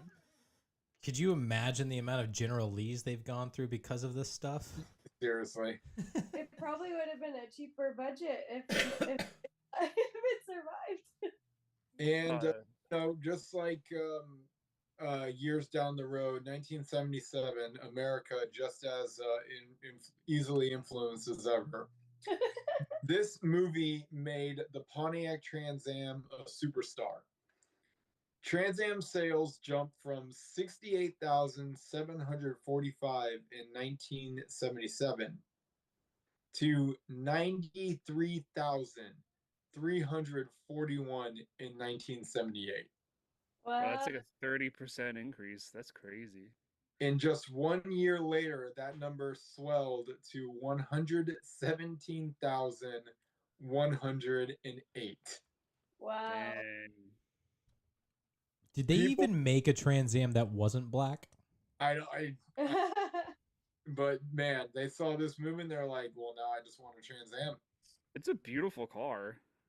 I wanted to know the increase in Coors Light too. Let's hear it. Nothing. Or not Coors Light, but just Coors beer. Pretty sure it was the banquet beer, right? Coors No, Banquet? the movie was Coors Light. Was it Coors Light? No, it was Coors. It was wasn't just Light. Coors. Yeah, just Coors. Yeah. Oh. You're not on a diet. Jack Lee was offered a percentage of the gross box office versus a straight salary. He took the salary. Mm. Smart or no? Bummer. Bad move. Bad move. Bad move. Because he just took a salary versus a percentage of 127 million. I think he ended up with like hundreds of thousands of dollars from his salary No, versus it cost him millions. no. Like he ended up with the salary was like hundreds of thousands of dollars, but had he done the other one, he would have ended up with millions. Yep. Oh wow. Yep. Sally Field has said in interviews there was no script for this movie. It was all improvised. No way. Doesn't surprise me one bit. Wait, all of Sally Field lines were improvised? There was no script for the movie, apparently. They just were. They just went for it. Yeah, filming. What the heck? I have to imagine to some degree that's not true, just because there were 5 writers attributed to this movie. Yeah. It takes 5 writers to come up with, yep, they're going to be driving a truck away from the cops. The street where Bandit and Snowman get the beer from is the same street where the band Lynyrd Skynyrd shot their debut album cover, for any of you music fans out there. Oh. Was it coincidence or because of the movie? Probably because of the movie. Yeah. That I don't know. They filmed a lot in Atlanta, so that was just like it still is, but like a heavy filming city. So it's probably just the fact that they were filming in Atlanta. They both filmed in Atlanta and hit the same street. Yeah. That is all the facts I have. Does Matt? Did you have any other facts or? Not really, other than the fact that there is, and I didn't find him. That was the disappointing thing because I didn't want to bring it up for crew. But one of the original Dukes of Hazzard, I think it's Bo Duke, who I also recognize as Father Kent in Smallville. I'm blanking on his name right now, which is kind of embarrassing, but what are you gonna do? But he apparently has like a cameo, or he's in the background somewhere, like during a football game or something. Which is just, it's funny to me that I think they had in this movie, I think there's a total of 3 actors who end up in Dukes of Hazzard, and to me it's just so fitting and perfect because again, this movie, in my opinion, does not exist. Dukes of Hazzard does not exist without this movie. Right. It lays the groundwork for everything that becomes Dukes of Hazzard, and you've got one of the Duke I think they're cousins. One of the Duke boys is in this movie, even just in a tiny role, but he's here. Other than that, nope. Got nothing else to add. So, with that being said, as Brian gets himself settled into his new location, we are hopping into the movie, and what better place to start than the very beginning? A very good place to start. And does anybody have any major feelings about this? The opening scene is just truck rolling. You've got Eastbound and Down. I don't know if you guys want to include the actual arrest. Did you guys notice this? You don't have Eastbound and Down. Oh, it's a different song, isn't it? You have Westbound and Down. I did not catch that my first watch. Second watch, I'm like, he's saying Westbound. What, really? And then it changes to Eastbound later on in the movie. As they travel? That's fun. Interesting. You notice that, but you don't notice when he says, "Who gives a turkey?" Wow. Gotta let that one go, bud. I'm not. I will stand on this hill and die on it. Oh, look at that. Okay. Am I right? I'm right, right? You're 100% right. Jerry Reed did the entire soundtrack to this movie. It's a total of 4 songs that's listed as the soundtrack on IMDb, and you've got Eastbound and Down, Bandit, and The Legend. But the 4th song is Westbound and Down. Yeah. Oh, wow. So 100%. That's attention to detail for sure. Yeah. So yeah, Westbound and Down. I did not catch that. It just felt too familiar and is in my own head of Eastbound and Down. Yeah. I was like, I didn't catch it the first time, but the second time I'm like, I keep hearing West. Am I sure? I thought it was Eastbound and Down. And then later on, this is Eastbound. I'm like, these fuckers changed the song. You're like, I already get my East and West mixed up. Now the movie is really harping on it. Who changes the song like that? I was like, that's, I mean, more power too. I think it's a smart choice because, truck is going in opposite directions. Yeah. I think that's fun. I like that. Can you imagine if the song is playing as the truck keeps southwest bound, northeast bound? Every time it turns, yeah. I like that. Yeah, did you guys want to include the arrest at the end of this scene, or do you just want to talk about, because I don't think there's a whole lot to bring up. That's a great catch, Brian, about the song change, Westbound and Down. But yeah, I don't think there's much to it. We're watching a truck drive. Yeah. I love this. I love the music. It's just fun. It just sets you up for, it's gonna be a fun movie. Oh yeah. I will say though, just the experience I had with this opening scene was just seeing film, like film grain, because we don't really watch movies from this long ago. So seeing like film grain is just, it gives you that like warm kind of nostalgic feeling. So it's just like it takes you back to a time. What's film grain? It's like noise, like little like noise on the screen that film would make back then. Yeah, because the film is moving, you know. So it's as it's Oh, is it moving, like that thing? Yes, kind of. it's like texture is Oh, okay. because with like what Nick's saying, like nowadays when you watch something that's all been done digitally and everything, it's crystal clear, it's smooth, it's perfect resolution. But Yeah. with film, well, although I think, and correct me if I'm wrong, Nick, you can transfer film to digital and maintain like high definition. Like film is high definition. It's just a physical form of it. So digitizing, they can do that. But running something through film like they were before they could digitize, it created this kind of noise. Yeah. It's like it's the equivalent of like putting your record on and you hear the like the static Yes. a little bit. It's like that but for movies. Yeah. Okay. Yeah. That's what I Yeah. thought. So nobody's answered. Are we talking about the arrest? That was really prominent when it came to the films that were like silent black and whites, where they had to do the Yes. the crank thing, right? Yeah. Yep. Yeah. Okay. No, I think we're more fascinated with the music of the intro, Matt, and not the actual intro. No, totally fine. Totally fine. The intro, it's really nothing. It's nothing. That's why I'm saying, like, we don't need to harp on this. Yeah. It's a nothing burger. The movie starts when Sally Fields enters it. 20 minutes in. Yeah. Okay.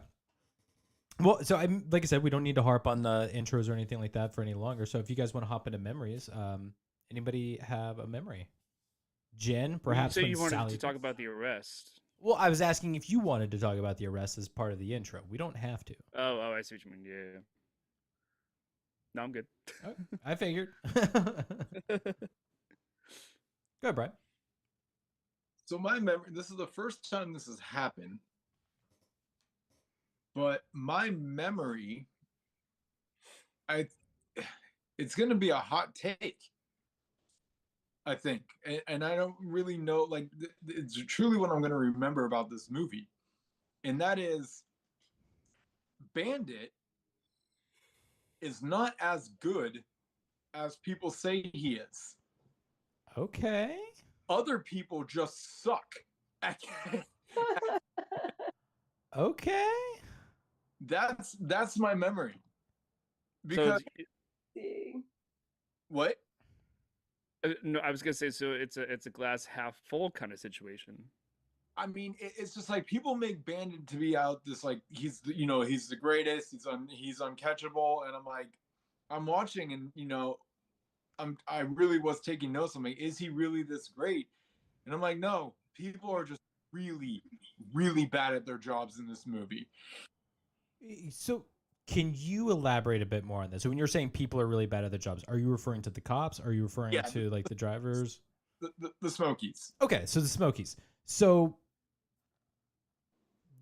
they're good enough to catch all of the other drivers, but they're not good enough to catch Bandit, which would imply that Bandit is as good as they say. I mean, no. I mean, there are certain times where I'm like, how did you guys not get him? And then there's also certain maneuvers where I'm watching, I'm like, I don't even know how you guys did this. Like, I felt like at one point someone just floored it into the river. I think there were a couple of times that happened. Inacceptable. Like, I'm just like, how did that even slightly become a thing? So yeah, and as we talk about, like, let's do this. That's my hot take. As we talk about scenes, and I will start bringing up where this hot take came from. I think that rather than trying to pull everything from my memory at once right now. That's fair. That's what I liked about this movie. It's like it's an obvious movie. Like you have the obvious like good guy that you're rooting for, and then the little derps following him. Like it's just that you don't see that anymore. So I get what you're saying. You're absolutely right, Chiki, but to me that's part of the charm of this movie. Okay. I have to disagree with you. I I think the maneuvers that Bandit is doing are incredible. Wait, did you say you have to disagree with me, or you have to disagree? I half disagree. I partially agree with you. um, I believe that Bandit is skilled at the maneuvers that he is pulling in this Trans Am, more so than the average Joe. He's swerving, he's flying over roads, and like he is doing expert level, escaping. But I do agree the cops are just Frog not. is apparently doing the same driving. She's barely doing the same driving. No, she's doing the same style driving at 1.2. If you didn't catch. Okay, but we're not there yet. No, but I'm just saying that like. But I do agree that the cops that are chasing him are definitely like the dum dums of like the Blues Brothers, cops, but like of this movie. But even if the cops in this film were doing, cop level training of car chases and pursuits, I still think Bandit is doing an excellent job and is making it really far, even if they are normally trained for these pursuits. The comedy is that the cops in this film are dumb. Yeah, but that doesn't change how Bandit is. Well, no, is I mean, them. The comedy is Buford Justice and Junior Justice. They're the ones that are really putting. They're the head of it. Yeah, carrying the comedy weight. Yes. Yeah, I agree with that. Yeah. Go ahead, Matt. So just Brian, as we go through, when you talk more and kind of defend yourself, I want to hear more. Because to me, I think the Bandit has absolutely earned his title. I mean, the point of what he is he is the best at what he does, right? And I think he proves that. He is evading these cops, and while they're still pulling like similar maneuvers, and yes, even Frog is doing similar maneuvers, where does she end up? She drives through a football field. Like she can make the turns, but she doesn't have the navigation. Every place, I mean, Bandit. Well, the Bandit knows every place that he's going. He leads them off the path for an obvious reason. I think the only time he ever gets like surprised by anything is when the bridge is out. But he knew the bridge was there. He turns around and is like, well, we're going for it. But that's the only time that he's really surprised by anything. Everything else he knows. And that's where I think is the difference. He knows which cops are where. I think he even calls one of the cops kind of like by name. I think so it's like he knows where they post up. He knows what they're doing. Like he is so aware of what his job is. That's what makes him the legend that he is. Okay. I don't think it's fair to say that the cops are just bad at their job. I think they have an ego that causes them to fail because they're trying to prove that they're better than him. And they're not. Just fact. They're not better than him. You think you're better than me? Exactly. So I'm curious. I want you to keep your argument because I want this discussion to keep going. It is a fair argument and I want to hear it through.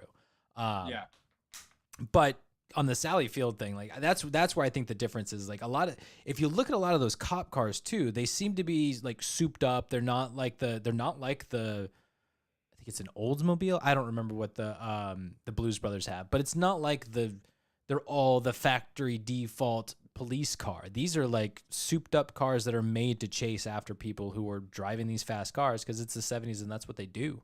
You got your Mustangs and your Corvettes and everything, and it's haul ass. It's about muscle, they baby. Just American like muscle. To me. What was that? They just looked like normal, like Chevys or something. Well, if you look at a couple of them, they have like hood scoops and everything. So like they're definitely a bit more than just your basic car that's chasing after him. But again, whatever that training, it actually kind of reminded me of the Road Warrior or Mad Max. Like those kind of things where it's just like these long highway chases and drives and stuff, and it's everybody's got these crazy souped up cars. So yeah, I think that they thought they they thought they're badass. And that's even with Buford, right? When the first time we see him, he rolls up and he's an intimidating, scary man. He makes a presence to the point where, like, those kids are like, you can leave. I ain't going anywhere. Like, that's the kind of thing that these cops have. All of the cops, no matter what state we're in, every cop was like, he can't get past us. We're the state troopers. We're blah, blah, blah. Like, they have this ego about them that they can't be defeated.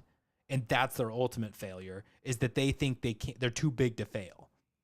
One guy with one car, what's he going to do? We can chase him down. We'll outrun him. We'll block him. Like, he's got a plan for that.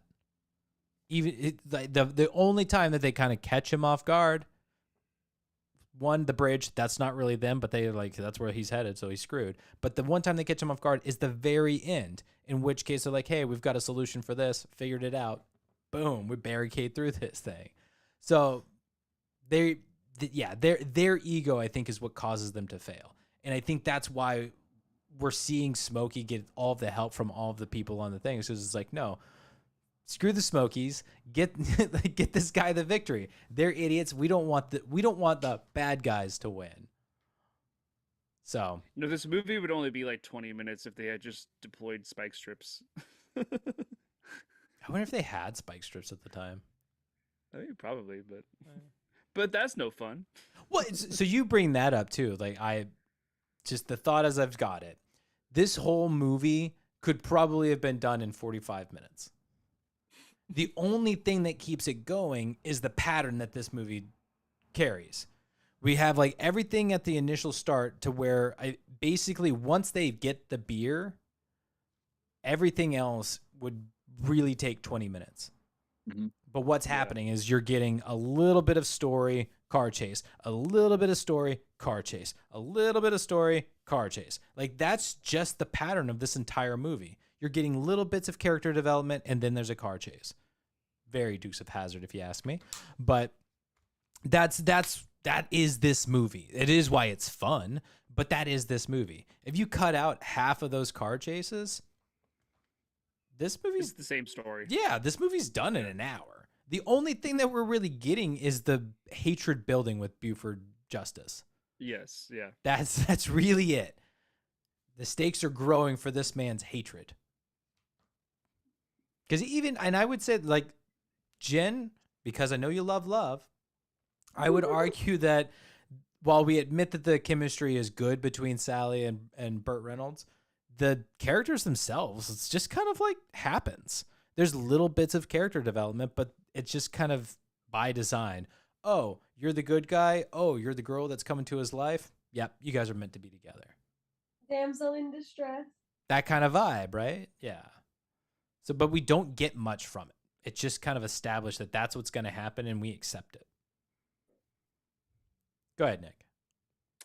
Yeah, my memory of this movie, it's a particular moment.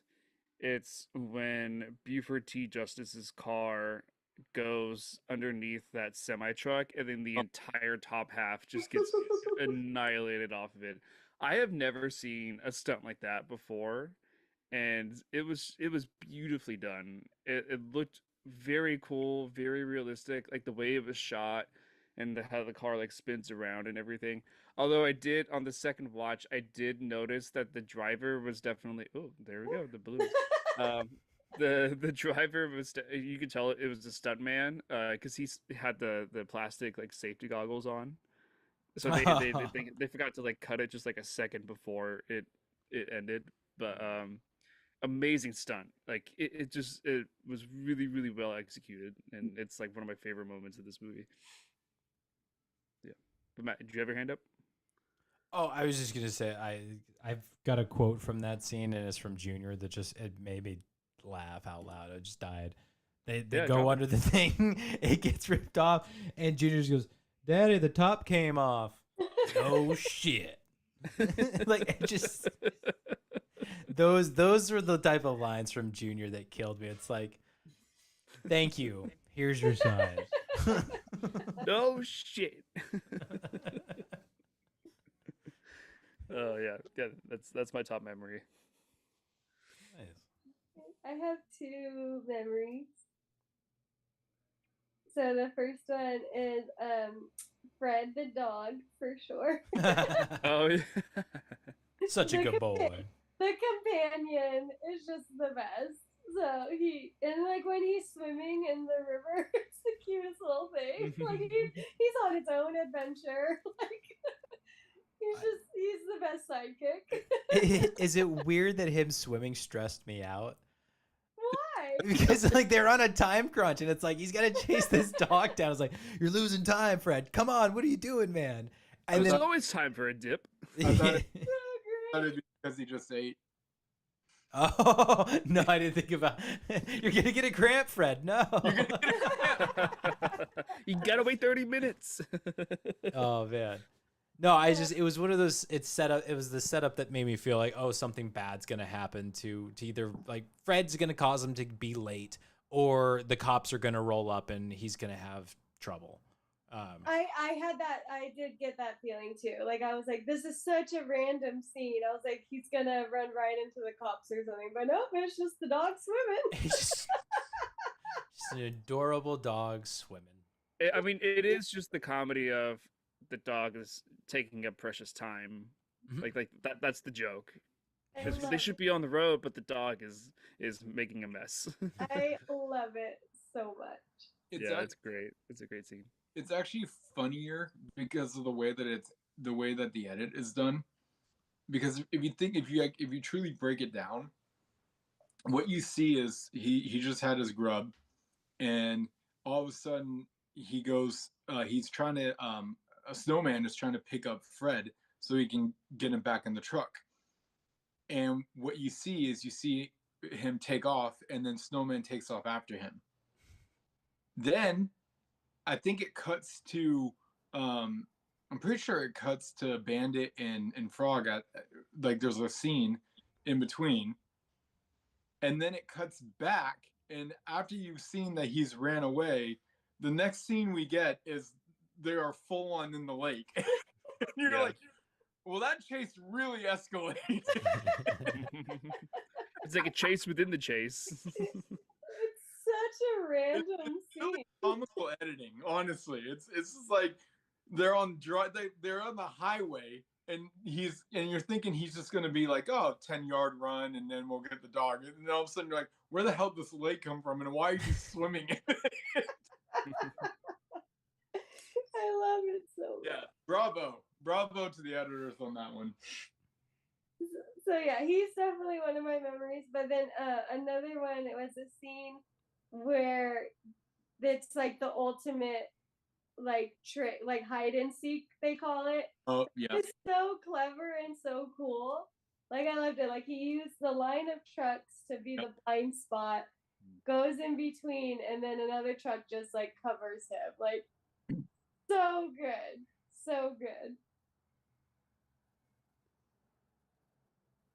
Go ahead, Brian. oh, that was gonna be my other memory that I was gonna say. I titled it "You 3-Time Mother Trucker." Okay, that's good. That's good. And I loved the way that it's filmed, everything about it. Just it looks so clean, and you're just like, wow, that was just the most creative. Now you see me, now you don't. Yeah. To the 5-0, and I really loved the wide shot that they went out, where you can see Bandit truck, and then the other truck starts to come in, and everything. You can see that there's no way that cop can see Bandit at all, and it's so brilliantly filmed. Yeah. It's a really, really cool shot. It was really cool. Yeah. Go ahead, Matt. I liked this moment because it was me reliving something that I actually did. What? Yeah. Excuse me.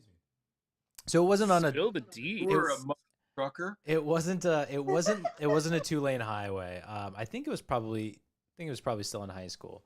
But I was heading up the highway. I think it was 3 lanes, and I was going a little fast. I was going a little fast, not on purpose. It's just like one of those things. Like when I realized, I was like, "Oh shit!" But it was a little too late, and saw the lights come up. but there were like big rigs and stuff, like all this kind of things behind me. So I went ahead and same kind of thing. Like I got in front of a big rig and then just kind of like dropped over the lane, got behind, like beside the big rig, and just kind of floated there, going normal speed for a minute. And I see the cop going straight past, and I was like, No way. got away with it. Like, so I kind of did this similar thing without having a CB, but like I avoided being pulled over by doing a similar move, and it was fun seeing. I was like, I've done that. So it North works. Carolina SWAT team busting through Matt's door in the background. Oh, God, yeah, that made it all the way. Gotcha. Made it all the way to the West Coast for me. You're Yeah. the cop's nightmare that you haunt him at night. Oh yeah. Matt, they're gonna play this in court. I Limited. still say one of the funniest scenes for a big rig is Christmas Vacation. Oh, ending up underneath it. When he's Oh my gosh. underneath Terrible. it. Oh yes. Terrifying. Oh my god. Yeah. Terrifying. Yeah, just sorry. You brought up the memory. I'm like, I just had to tell that quick little story. But like, that's the story. it wasn't as fancy or as high stakes, but like I got away with it. That's awesome. You're waiting for my memories, or Brian? Did you have some more? I'm out. Okay. I mean, I guess you could say the quote, but Turkey? Who gives a turkey? no, it's one of the more, I'd say it's the more recognized quotes in movie cinema. And Breaker one. And this is the. no, it's what we have here is a total lack of respect for the law. Yeah.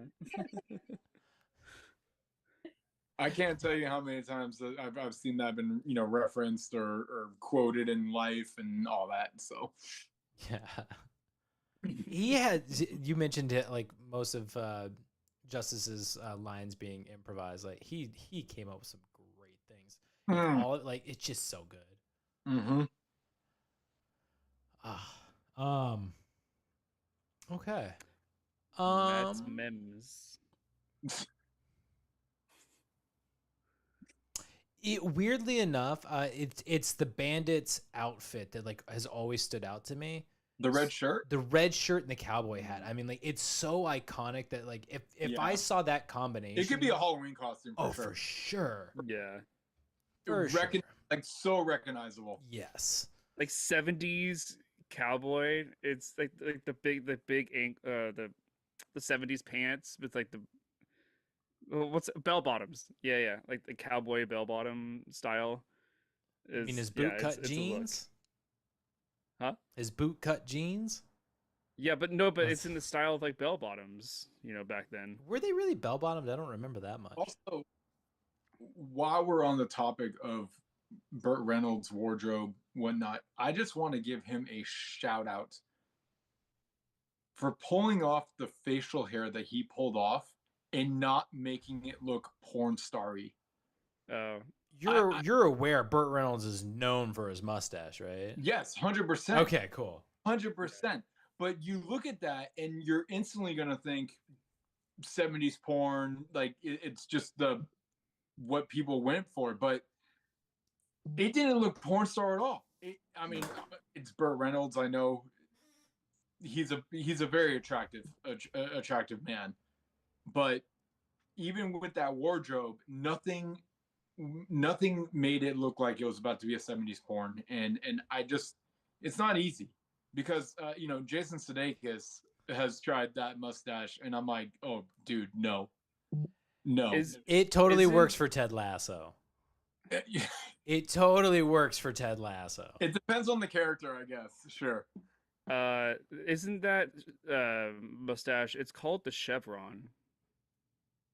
I don't know. Because what's his name? Tom Selleck. Yeah, he has it as well. In fact, my dad even had that mustache. Yeah, it's called the chevron. if you like Google image it, you'll see like it's not quite like the 70s porn stash that you're thinking of. Right. Yeah. Styled slightly. Well, a lot of different. cops wear it, like have that. Like a lot of them at work have them. So Magnum yeah. PI. It's how they wear their facial hair. Matt, that's such a good call on the wardrobe. That might actually be a memory that you now just implanted into me. I having not actually seen Smokey and the Bandit, Yeah. it is one of those characters where I still could have picked out and like, that's the Bandit. Although ironically, I didn't know who Smokey was and who the Bandit was. That was something I was just like, is he Smokey or is he the Bandit? He is the Bandit. Good to know. And all of the connections, like the cop nicknames and everything, were fantastic. I was like, it makes sense. But I could have picked out Burt Reynolds' character from Smokey and the Bandit.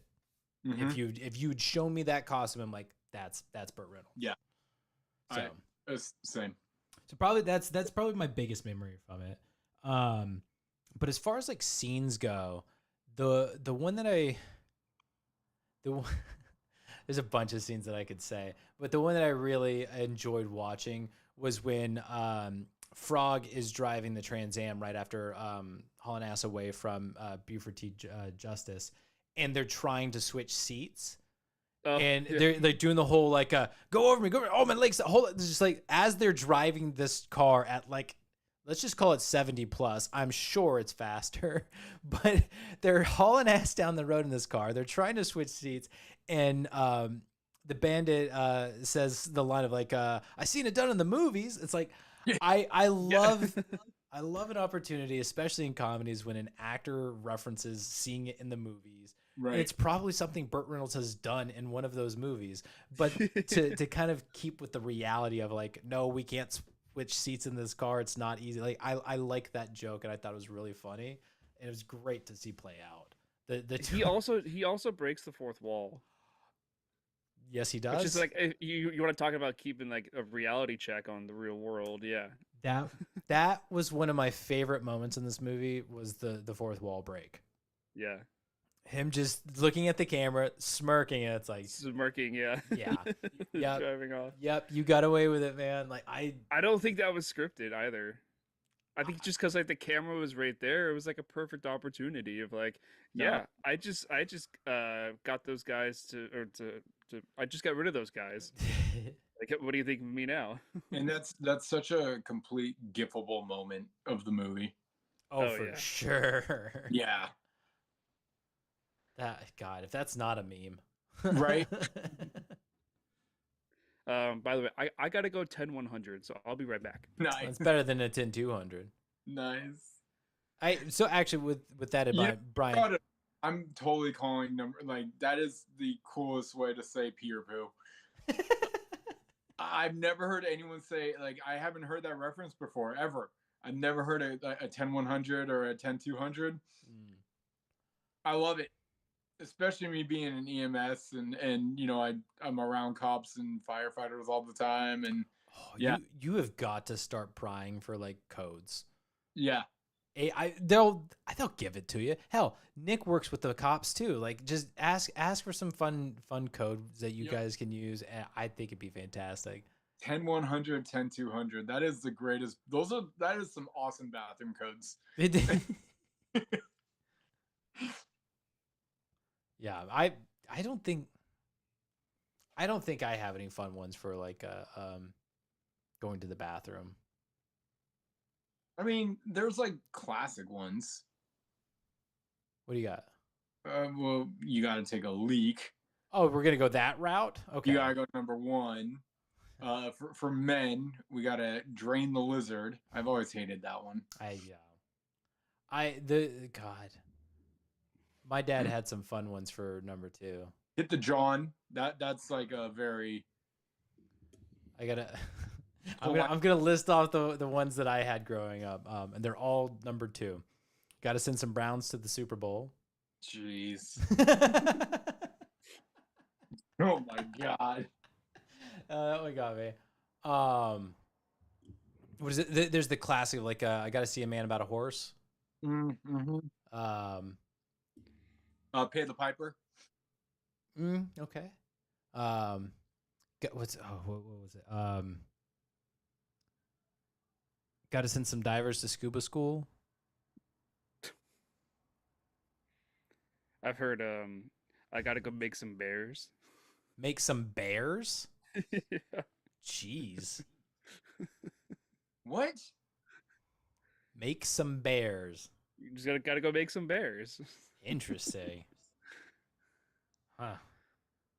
Let's just stick with 10-200 from now Yeah. on. Yeah, I love the 10-100, 10-200. What's your status? 10-200. I gotta go to G.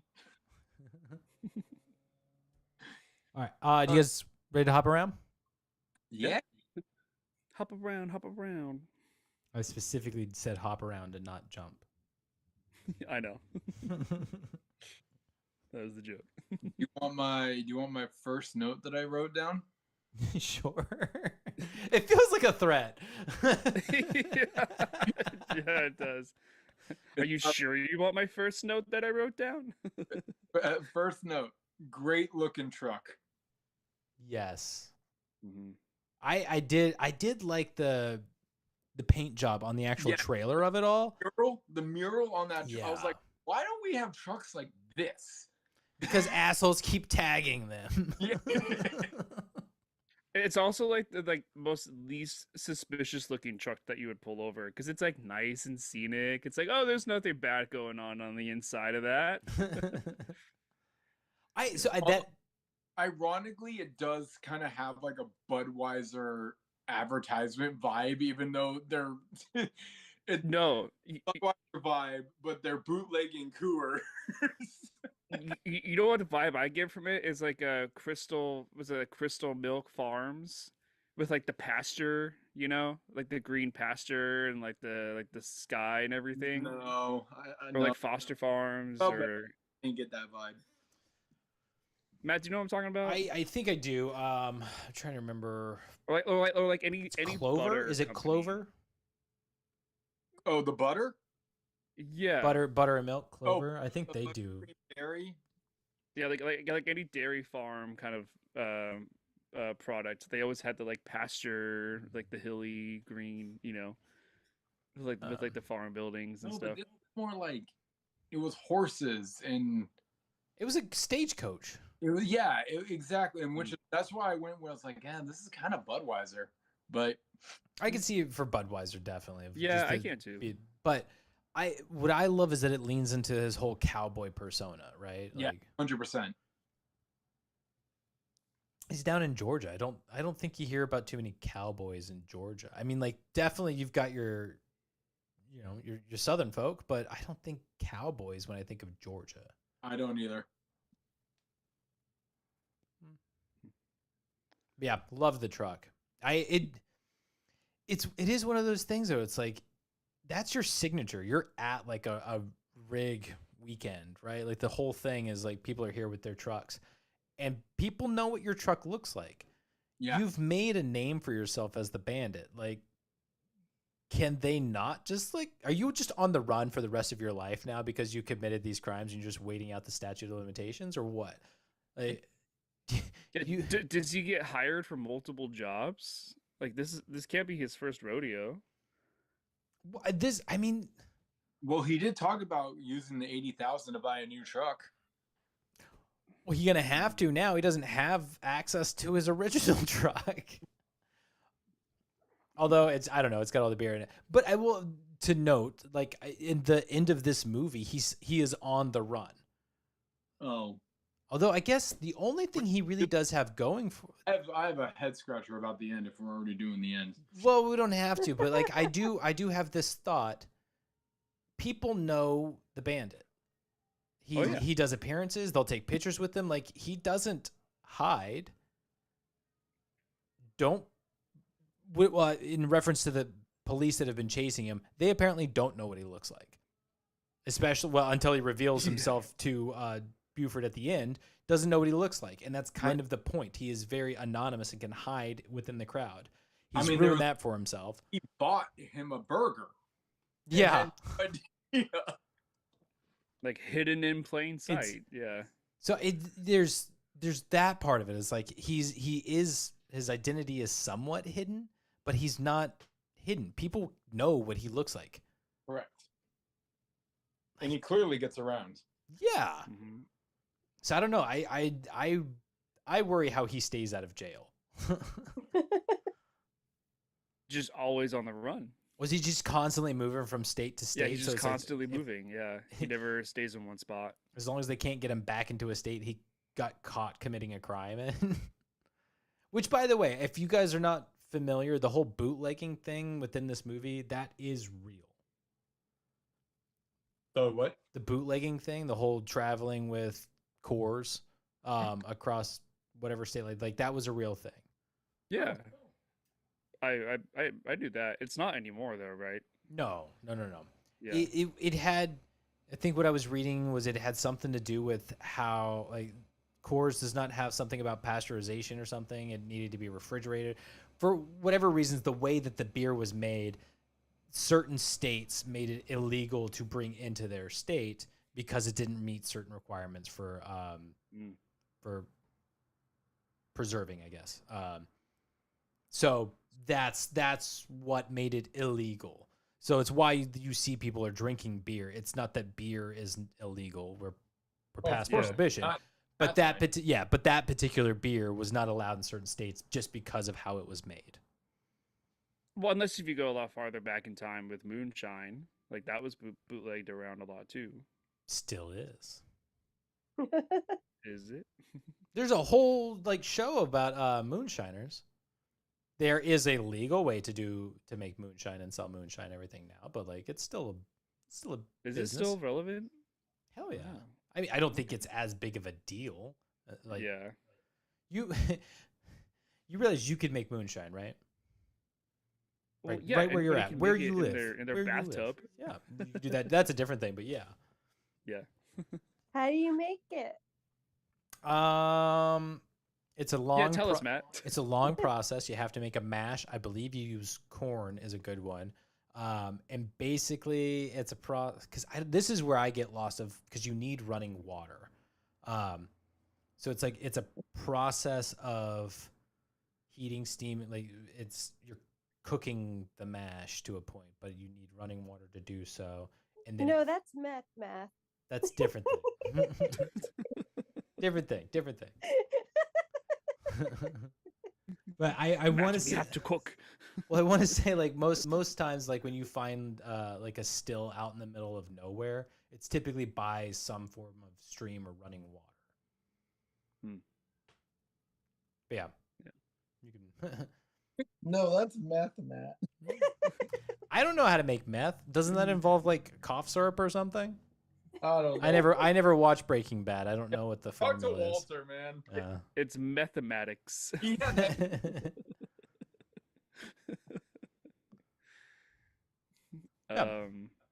Yeah. Oh yeah, which by the way, I have a scene. It's the. What was it? The choke and puke that they were at when Smokey and the sheriff are at the bar. yes. Or at the restaurant. Is that the? Is that what they called those, or was that place actually called During that. choke and puke? No, I think that's what they Just a call. roadside diner. Yeah, I think that's what they call. Like it's like a truck stop. Is what Yeah. we Yeah. call it. Okay. Yeah, I really like this scene a lot.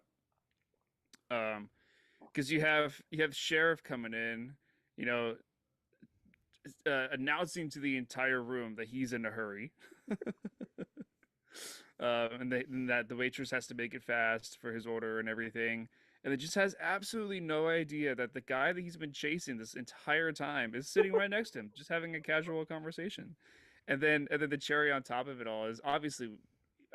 Bandit knows that the sheriff is the one that's chasing him. I love the cherry on top of him wanting to pay for his lunch. It's just like what a humble thing to do. Pay for your chaser's food. It eases the guilt that doesn't exist. Yeah, that doesn't exist. Yeah. It does set up an interesting thing with their dynamic, right? Like he's right there. He's kind of poking fun at him a little bit, but you can see there's a little bit of nerves of like, don't recognize me, don't recognize me. So he's trying to like. Their relationship is like game recognizes game, and they appreciate each other's skills. I think that's where it is at the end. Yes, I don't know if I would say it's necessarily appreciation of skills in the sense that I think the sheriff recognizes the bandit's skills, but the bandit recognizing the fact that the sheriff is a bloodhound and will not stop until he gets his man. Yeah.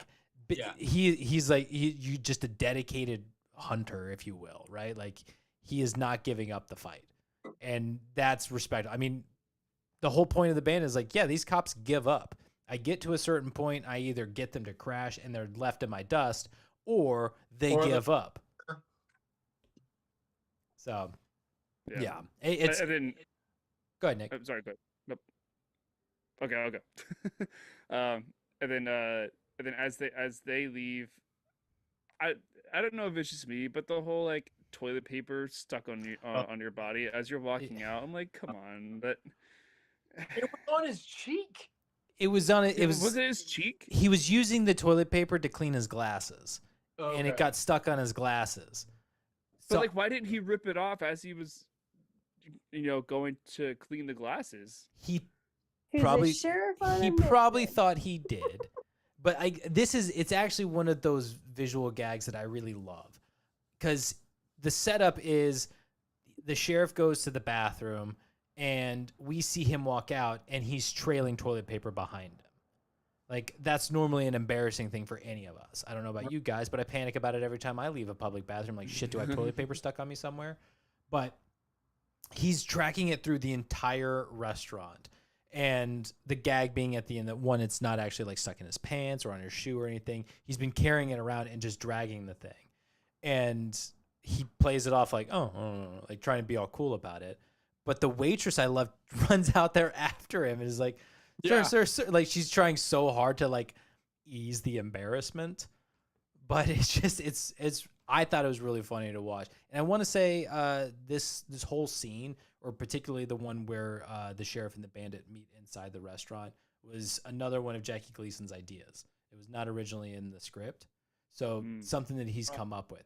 And it's iconic. Like, this is a really funny scene. I think there are movies that do this now where you have chaser ending up in the same room as the person they're chasing, and just having this weird little moment of conversation of like, I'm a human being, you're a human being, I don't know who you are, we're bonding over a moment, and now we're back to our cat and mouse. Ooh, I have a perfect example for you. Give me 1 second. Are you gonna say Heat? What? So are you gonna say Heat? Of course I am. You know me so well. Oh, the movie that we all hate? Yeah. I don't know what's wrong with you guys. But yes, of course, I'm going to give you the Heat example of Al Pacino and Robert De Niro sitting down in a diner together. And it's like, and they get as real and honest with each other as possible, to the point where it's like, if it goes down, I'll shoot you. I'll have to, I'll kill you. Well, and that was, correct me if I'm wrong, in that moment, they know who each other is. That's just kind of like yes. Let's have ourselves an honest conversation here. Yes, because I want to say this is after what is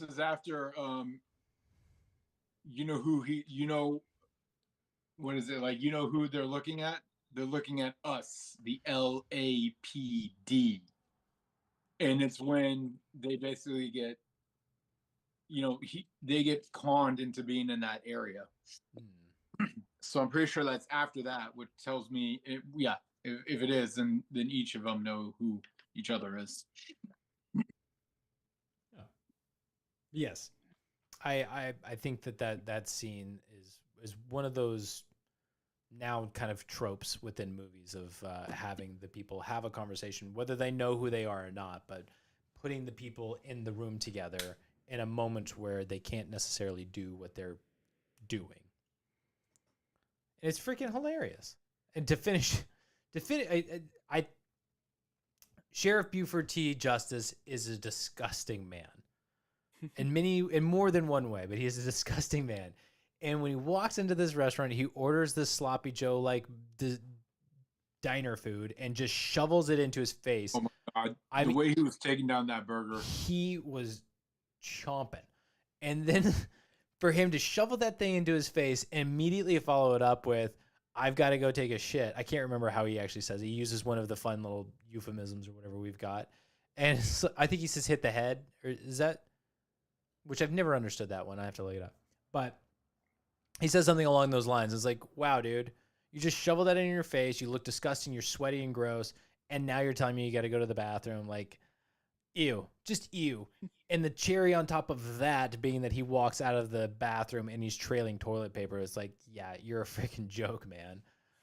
So I like that Jackie Gleason knew that he was the butt of the joke, but he was not meant to be made fun of. Like, he does funny things, he does silly stuff, but nobody's allowed to make fun of him because he is Buford T. Justice, and he will stand up to you and intimidate you. It's a strange level of clown he decided to be, you know? Well, it's the fact that nobody is laughing at him, like it's almost like nobody's getting the satisfaction of the way he is. If that makes sense. Yeah. Like, you know when somebody does something disgusting, and then like you get a crowd of people that see you do that disgusting thing, like you're getting a ruse out of the crowd. A ruse. Yeah, I thought that scene was a good scene to talk about. You know what I just thought of? And I forgot about them, but whatever happened to those 3 boys? Are they still at the car? Their hands to this day. I think. What happened to that? Especially because the last one says, "Oh no, I'm staying here. Yeah, I'm keeping my hands on this car." I bet you he's staying until the day he dies. I don't know about Was you that guys. Brian? I would stick it out for a while, making sure that car was gone, and then I'm hopping into that van and hauling ass away. no, but there's probably backup blues on the way though. Meaning Maybe. another police officer is probably en route to that location. All the more You're reason. probably to get right, out. but that's not as fun. Probably not though, because that sheriff seemed very like he doesn't need anybody else. I'd be surprised if he even has deputies, right? Like, he's just the entire police force. Yeah, He is the sheriff department. He is My God. No, that is a hot take. Yeah. His first move was to walk up on this kid and knee him in the nuts. Like, wow. Power move. I cover Alabama. It is my state. No one else. I am the only cop. Yeah, He is also internal affairs, and he investigates himself, and he says, "Yep, I'm good." Yeah, nothing crooked about me. Alabama's got to be the smallest state, so he could do it. He's a Texas cop. Oh, that's right. Oh wait, that's right. He is Texas. He can't. Yeah. He chased him through what, like 4 states? Yeah, Texas, Alabama, Atlanta. That was the craziest part. The fact that he is a Texas cop who is driving through states and is basically claiming jurisdictions. Like, I've been chasing this guy in a high-speed pursuit for 70 miles. Like, dude, you were so far out of your jurisdiction. You have no control here. But he demanded that. And like, no, it was like 700 miles. Whatever it was. It didn't matter. The second he leaves his state, it's like, you have no authority here, dude. Get out. Yeah. Can we talk about the moment before those kids, though, when our introduction to Frog? Sally? She doesn't have an actual name, right? Yes, I think it's Carrie. Oh, it is Carrie. Yeah. I think it's Carrie. She says it one time, I think. Yeah. Yes, Carrie. Carrie. Yeah, her introduction is it's just so much fun. Like she's a runaway bride, and she's spotted on the middle of the road in this big old poofy white veil wedding dress. Um, like not at all what Bandit was Bandit didn't have this on his bingo card that day to pick up a runaway bride during his chase. Um, but I love that he just rolls with it. He's like, "Oh, I just picked up this woman who ran away from her wedding, and she's babbling a bunch of nonsense, and then she starts like taking off like pieces of the wedding dress and the veil, and just like tosses it out of the car, and and just all the random things she's saying it's a great introduction to a character. I completely agree. Yeah. I think I titled it. I don't think I got super great. Oh yeah, Bride to Go. Bride to go. And it's my wedding, and I can leave if I want to. I like that one too. But yeah, I agree. It's first of all, it's a hell of an introduction to her character. Right off the bat, you understand the type of person Frog is. Mm-hmm. Very shy. Yeah.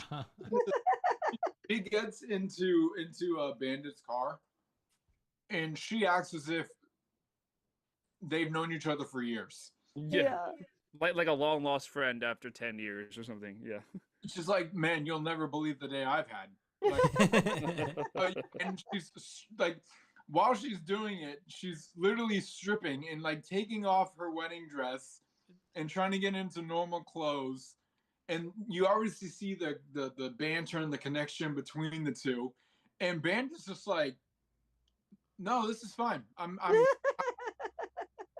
already breaking the law. I might as well have this very attractive female next to me and just see where this journey takes me.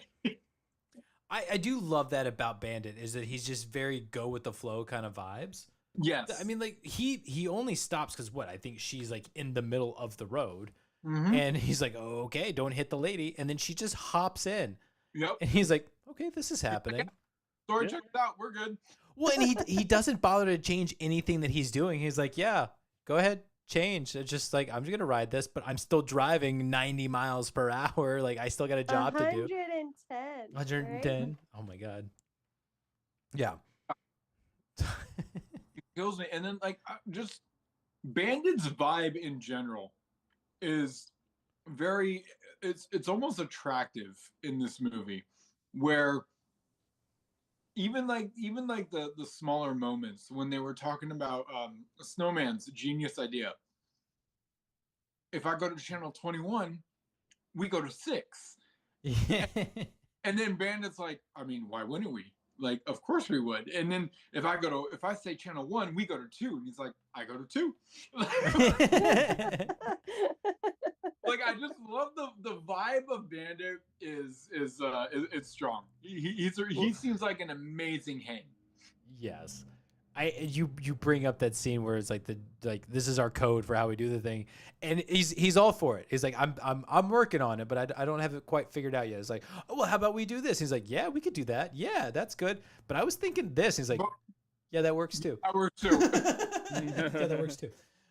Which is funny because if you think about it, like how he got his friend like to go with him, it was very opposite. It was more forceful and like, nope, we're going. And like you would think he would be the one that was like controlling and wanting to like control everything, but instead he just ends up surrendering to everything. I really liked the story with his buddy with Snowman, because if I'm not mistaken, he, like, when we first meet Snowman, we find out that he either just got back from jail or he was arrested the last time he was working with the Bandit. So like, he got what? As he bites in. Wronged. Yes. Yes. So So yeah, so that's what I like about it, is it starts off with that sort of tension of like, no, dude, the last time we were together, it did not end up well for me. You see, I've got 6 kids. I've got a wife who does not like me working with you, buddy. And he's very opposed to it, very opposed to it. But when he and tells the kids call him uncle. they do. Yeah, and the wife's like, He's not no, your he's uncle. not. He's not your uncle. But when he finds out like what the job is and what the money is with it, he's like, oh hell yeah, sign me up. Because it's the challenge, but it's like that's a big payday. And like this is a guy who needs those kinds of things. So it's a big deal. And I like that once he's kind of in on the plan, he's like, nope, I'm all for this. We're gonna team up. You're not gonna screw me this time. And we're gonna do this thing. Because I don't know, looking at it throughout the entire movie, it seems like Bandit does have the more problematic job because he is constantly speaking. Like his literal job is to get the cops' attention, to keep the heat he's off distraction. of the rig. Yeah, but all Snowman has to do is drive the illegal alcohol to the place. And that's not necessarily difficult. It just means when he doesn't have distractions, like, okay, I've got to slow down. I've got to drive like a normal rig driver. But he's all for this. He is enthusiastic, enjoying his time. Like every time we see him, it cuts to him in the cab with the dog. He's having a blast. He's loving himself. Even when we meet Sally and he's like, hey, did you pick up a woman? And like, is she in a wedding dress? Not anymore. Like, it's just, he is having such a good time during all of this. I like that transition of like, hell no, get away from me, Bandit. I'm not doing it. We're not blah, blah. And it's like, sign me up. I am 100% in. Well, you've got him in the environment. Yeah. You know, it's the what is it? We got the gang together again. Yeah. Yeah. We're getting the band back together. Yeah. The Bandit back together. Hey. Nice. I think you answered the question already. Call me naive, but the whole I wasn't really understood the role of Bandit essentially. When it comes to the truck driving and everything, because I noticed, I don't know, he always steered away from Snowman a lot. Mm-hmm. So I was like, are you just creating more havoc, or you know, I wasn't really entirely sure. Oh, like if he was bringing more attention than he needed to, just rocking it on his own, or they Can were I tag team. try to explain it? Sure. Is that okay? Okay, and Matt, if I'm wrong, then you take over, okay? But how I saw it was that he would go before the truck to potentially see if there's any cops in hiding. And then because he was so crazy of a driver, the cops would be highly distracted, where the truck could just go mosey on by. Okay, got it. So literally distract the Smokies. Yeah. Yeah. Okay. And like get them out of their hiding holes. So there's no surprises. Like the bike. That was a big surprise. When that one snuck up behind him. Yeah. But that's the big detail to remember too, is that he's going, they have to do this in a certain amount of time. Mm-hmm. So the rig is going as fast as it can go.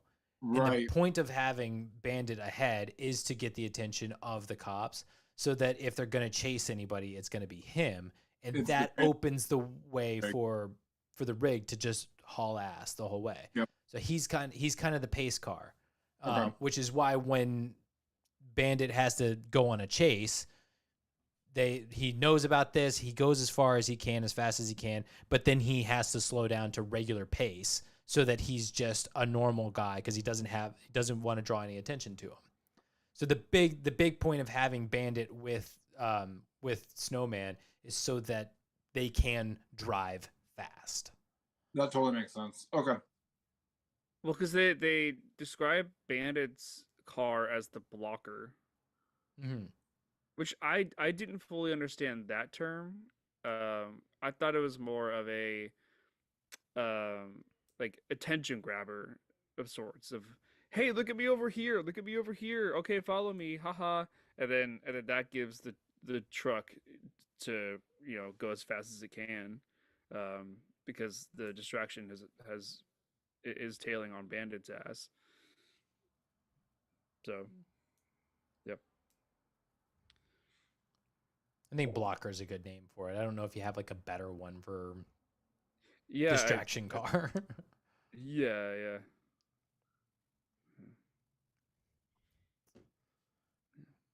Anybody? I have a head scratcher Yeah.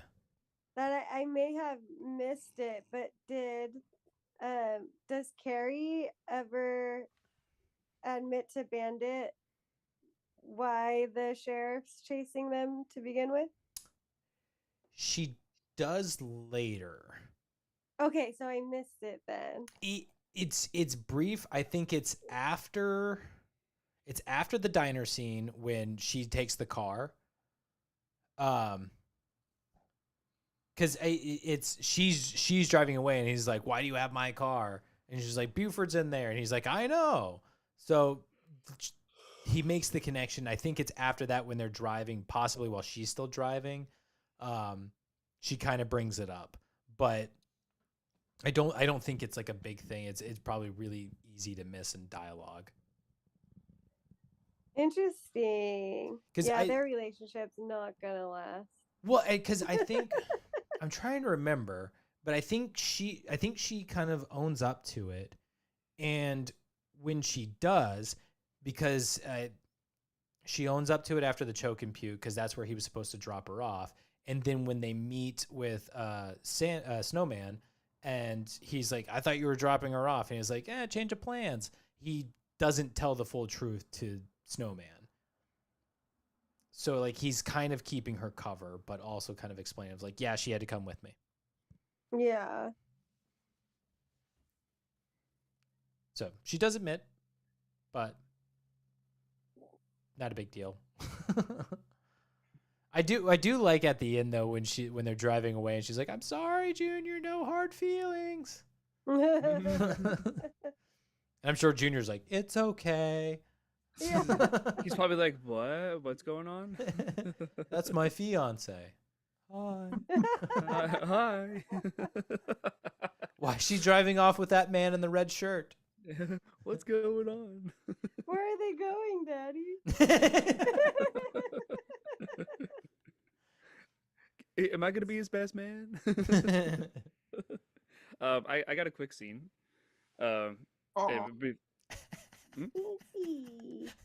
What? Brian seems so sad.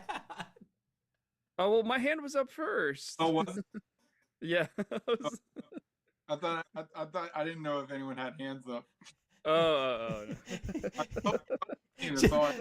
The awe that he let out was just like, oh my god. I just hope it's not my scene. That's all I'm begging for right now. Go ahead. I mean, it's the car over the bridge scene. Yeah, not my scene. Okay, continue. It's not okay. Yeah, just real quick, and we don't have to spend too long on it, but I love the jump that the Trans Am makes in this shot. It's a beautiful shot. And then you get the comedy afterwards when the two sheriff's vehicles, one of them, the first one, does a nosedive. Then the second one, gets right up to the edge, it's teetering, and the driver's like, "See, I didn't crash, or I didn't crash," or something like that. And then another one like bumps him, like does a baby bump right behind him, and then falls forward. It's like, come on, man. Like that's just comedy gold right there. But yeah, just a really fun moment with all the cars. To me, this is the Dukes of Hazzard moment. Like all of the driving, the dust and kicking up and that kind of stuff, it's straight up Dukes of Hazzard. But this jump, like I think, God, was that the moment too?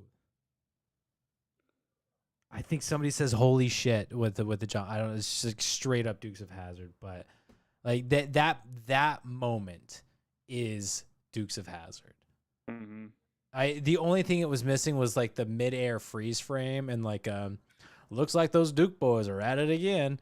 Like that's the only thing it missed. Like looks like the Bandits at it again. like it would have been great. If they did that, that would have been But- a little too on the nose. Well, again, Dukes of Well, Hazzard comes out 2 years after this movie. Exactly. So when everyone references Dukes of Hazzard, They're referencing It Smokey really- and the Bandit. That's true. Yeah. that's the Smokey and the Bandit moment because Yes. it was completely hijacked. I agree. I agree. Yeah. Dukes somehow, some way, got more of the attention. I got 2 words for you. Daisy. Yeah. Daisy and Dukes. Yeah. Somehow got more attention. Sorry. Sally's got a great ass, I guess but there's somehow, you're right. Yes. Frog's got great legs, but she's not showing them off. Well, she says she's got fat calves. Why would she want to? That No, girl's no, no, got- no. He said she has fat Oh, calves. he. But he also said what? I think he said cowboys like fat calves or something. Yeah. Ah. No, she was looking great in those blue pants. Oh, those were blue pants she was wearing. Sorry, she had pants on.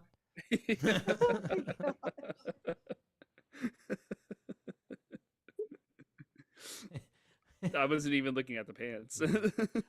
So to just Maybe- to keep going with the scene though, I absolutely lost it. This was the moment where like I laughed out loud so hard when Sally is freaking out. It was like, we jumped it, we jumped it, with like just her losing it, and then be like, can we do it again? Like everything about that, I'm like, yes, that is exactly how a normal person would respond in that moment, and she nailed it. The enthusiasm, like the scared excitement, nerves about everything. Oh, it was fantastic, absolutely Like hilarious. adrenaline just running through her So right now. good.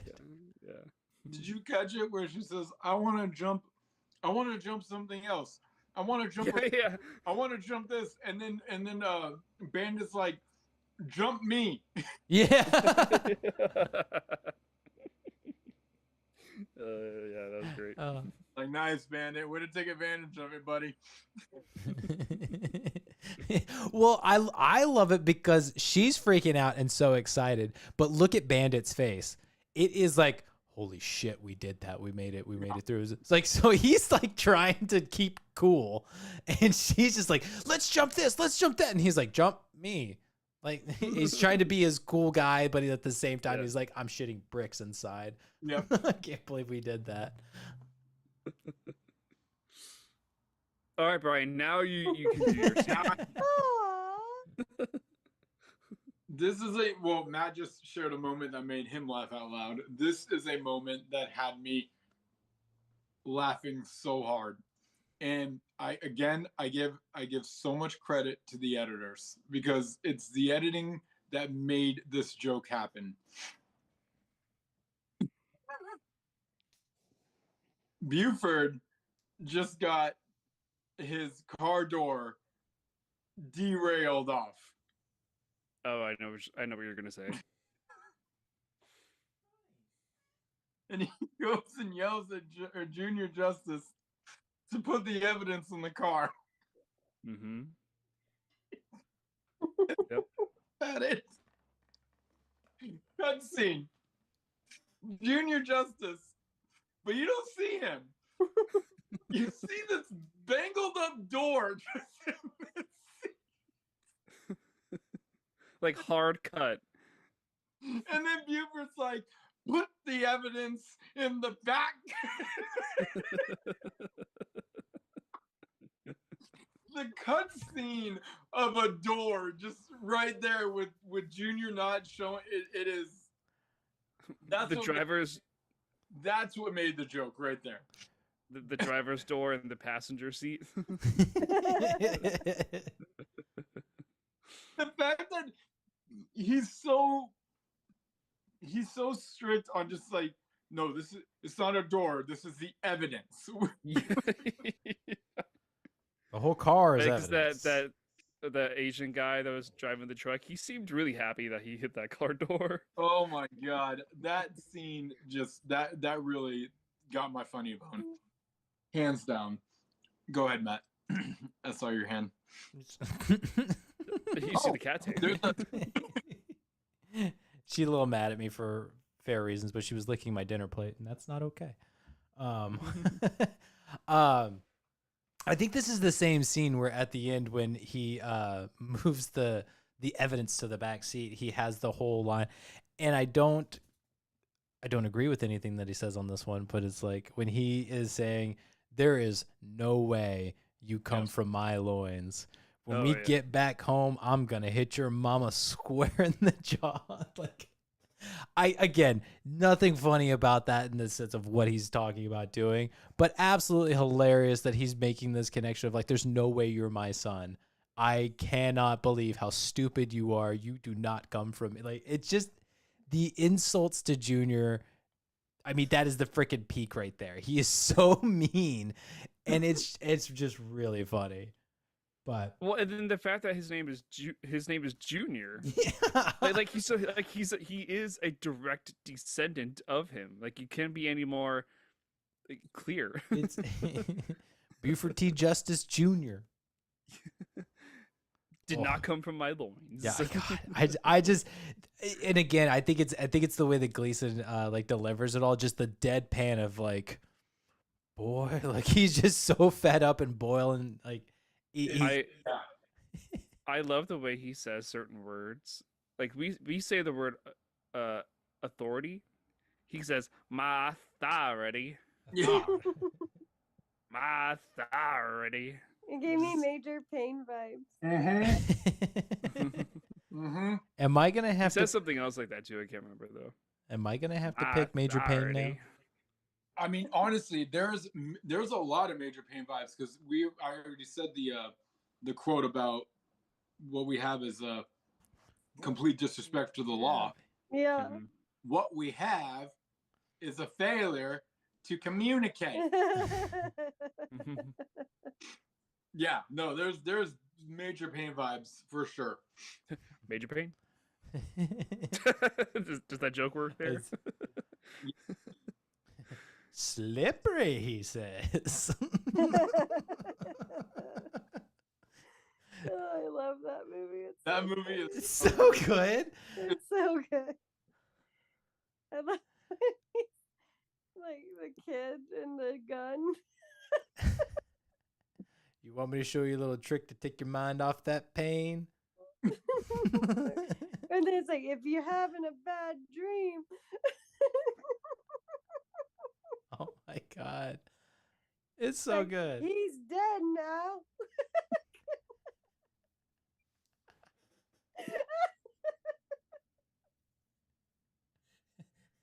So great. we gotta do Major Pain. This is my moment because I don't think I've seen this movie. Major Pain? It's a man. Yeah. Oh shit. There's a man in my closet. He's in there. Dead now. If he is, Stop he ain't spoiling happy. it for me. This is one scene. If he's still in there, he ain't happy. Major Payne executed that man with extreme prejudice. If he's still in there, he ain't happy. That's gotta be my memory of that movie. Oh shit. Oh no. It's Damon Wayans. Oh my God, it is so Okay. good. Oh, it is. It's hilarious. It is He so has a good. grill. I'm pretty. I'm almost positive I own that one. I think I've got 2 copies of it. That you can never be too careful. Maybe one of them gets stepped on. I don't know.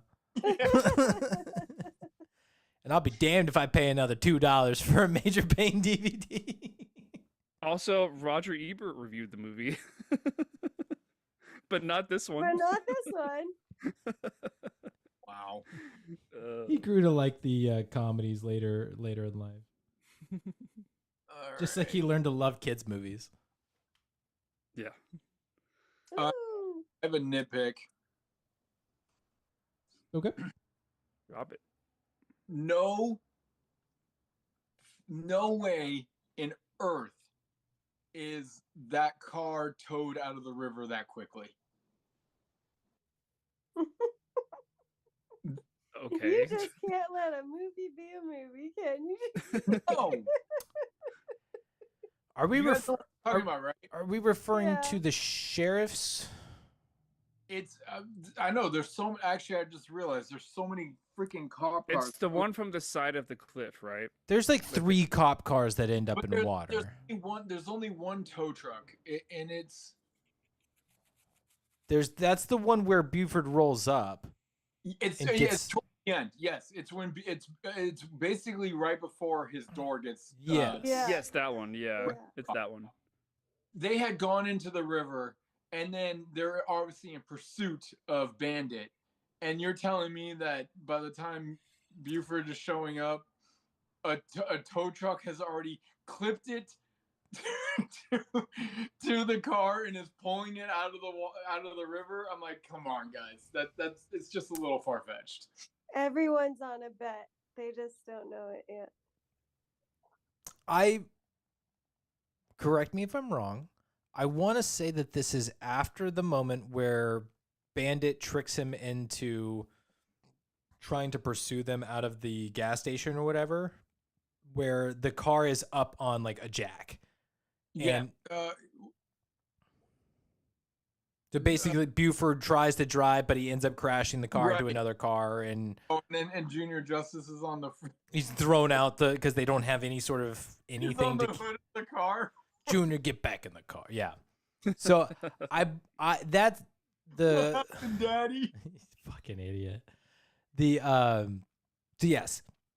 By the time Buford gets his car off of that thing, all of that other stuff settled of like what he's done to the car, like time has passed. So by the time Buford gets to that scene where the car is being pulled out of the river, the lake, whatever, I buy it. Bless What? you. I buy it. I believe that thing has shown up and they can get it out. If that's the correct chronological order, then I will give you merit for your. But we don't know how much time passes from scene to scene. Yeah. That's the difficult part. Well, So- we know it's be within 28 hours. Yes. We do know that. But that's the entire movie. All Which I did appreciate that through all of that time, they at least showed one time them stopping for gas. I wish this is where I wish I knew the movie more, because I just wanted to break down the amount of stupid moments that cops had when it comes to their driving. Like, okay, there's that one road stop that they had where he's literally stopped in the middle of the road. And then you got like the bystander that says, "Boy, that boy sure can drive," or something like that. But I'm like, you guys had the roadblock. I don't even know how you guys managed to let him get around you. Yet somehow it almost seemed like he went behind the building, like a complete half circle to get around these guys. And then the minute they're like, "We got to go get him," and everyone just drove into the river. That feels like an oversimplification of the scene because I'm not really recalling.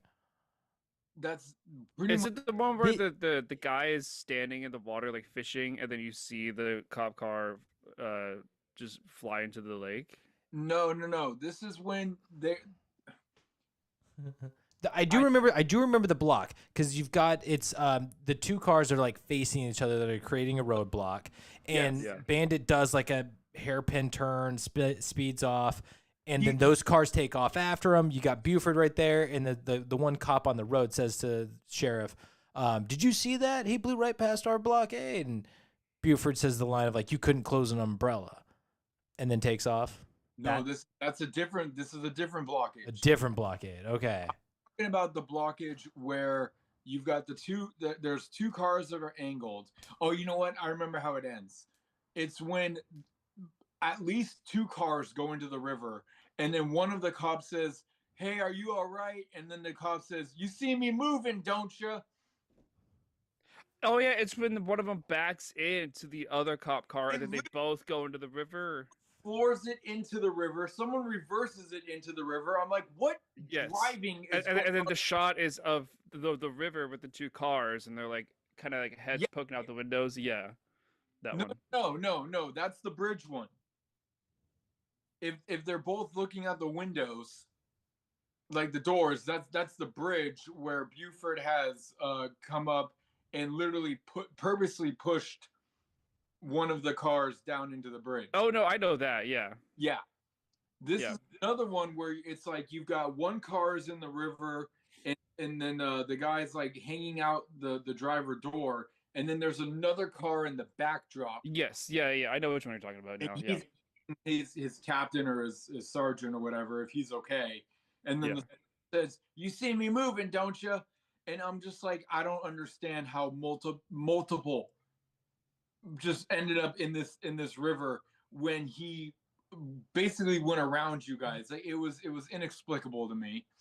The motorcycle cop, he just happens to find water out of nowhere. There's just, like I said, the driving of these cops are it's horrific to watch.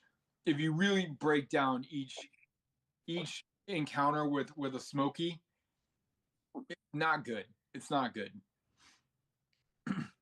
Yeah, it's a little like too comical, like too cartoony. It was too much to me. I'm like, can you give them a chance? Like, to me, it seemed like they weren't even giving the Smokies a chance. It was like panic driving when you think you're in drive, but you're in reverse and you just find the gas pedal. Well, so let me ask you this then. When we did Blues Brothers and you see the way that the cops are driving in that movie, do you think that that's just ridiculous or was it funny? It was a little better, but where the ridiculous part comes from is obviously the Like the pile up of them, it's just like one after another, creating like a dog pile. That was stupid. That one I was like, that's a little too much. But I do remember, I remember not being as bothered with the lack of chase efforts from the Smokies than I did in this one. Yeah. But yeah, like, but then there's what, if I remember, isn't there that one scene where it's like an 8-point intersection and everyone just meets in the center? Oh yeah, yeah. Blues Brothers. Mm-hmm. So yeah, sometimes you just got a little carried away, and then another carried away is when they're in the actual building, and like 700 guns are drawn. But I'm like, what are you going to shoot each other to shoot these two guys? Like, you know, so there's just questions there.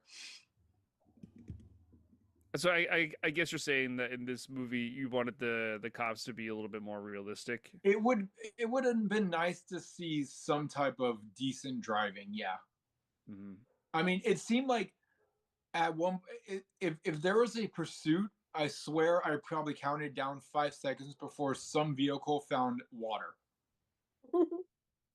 It was less than 5 seconds. I was like, that's not even a chase. And then the only type of dry land chase that you got was the scene that we broke down with the he actually needed backup to get out of it because they were really hightailing his ass. Mm-hmm.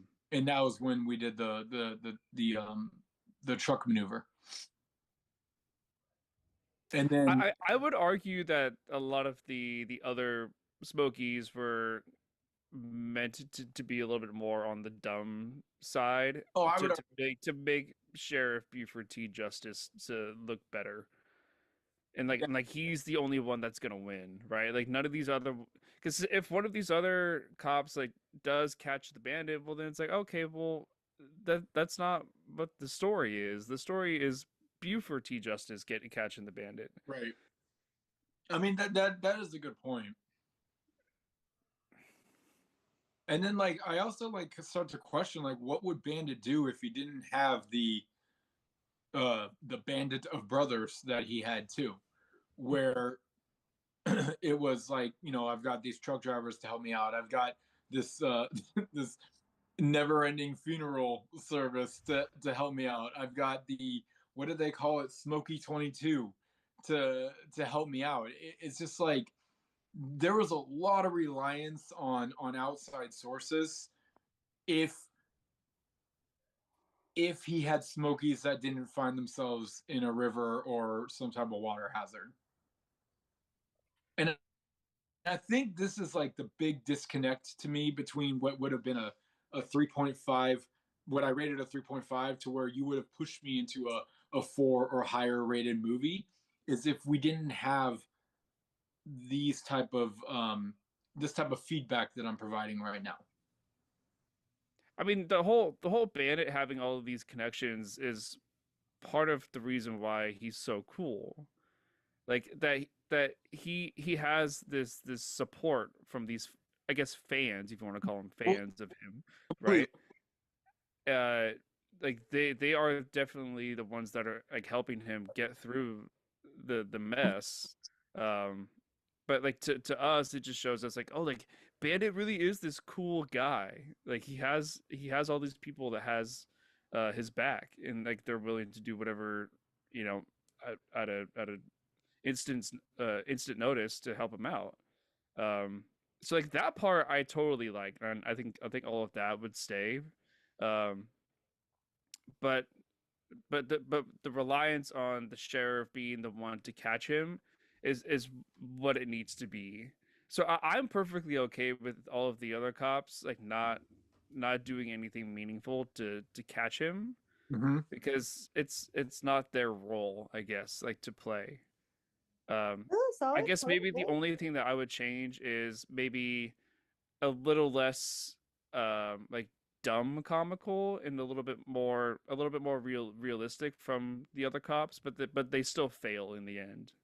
Yes, I'd agree with that. Yeah, that would be like my only change. You are right. You can't have Smokey and the Bandit with Buford being as dominant in the movie as he is, and he doesn't even make the, you know, he's not the one to make the grab. So right, he's just as dumb as the other Smokies, you know. Right. Yeah. I Go ahead, Matt. I think something too that's going on with like when this movie was made is this wasn't during a time when you had a lot of like positive forms of police in film. Like a lot of the times they're the antagonist, not necessarily like the bad guys, but they're the antagonist of things. Or our protagonist is like a scoundrel, or, you know, like, I mean, in this, like they're thieves. It's like, what was it? Bonnie and Clyde. Bonnie and Clyde, yeah. But so maybe not exactly, but yes, where a lot of our main characters are kind of like anti-establishment or anti-authority. And I mean, again, this is the 70s, so you've got Vietnam and everything going on. So I think a lot of what you're getting as far as storytelling when it comes to police is there is that kind of underlying thing of, yeah, the cops are idiots and like we don't like them. So you see a lot of that sort of portrayal. And in this instance, where it is a comedy, you ham it up a little bit and you make it even funnier. Like you really insult the police. That's another valid point too. So yeah. I think that's really what's going on as far as like how dumb the cops are. And like I just watched the scene that you were talking about when he goes around the blockade. It is 3 cars. One of them goes to back up and then knocks the other. Yeah, it's just stupid. It's not even a chase. It's in my head, what happens is we needed a scene where we have 3 cars and we need to get it down to a 1-car chase. Right. So here's our solution. You're just going to screw up and back both cars into the creek. Done. Yeah. So, but I think, again, if you take out half of the car chases in this movie, it's still the same movie. It just shortened by like 20, 30 minutes. So it's a lot of this stuff is just completely unnecessary, recycled. You did it again, do it again, do it again, kind of a thing. Yeah. And actually, it is. It's really funny. You mentioned it.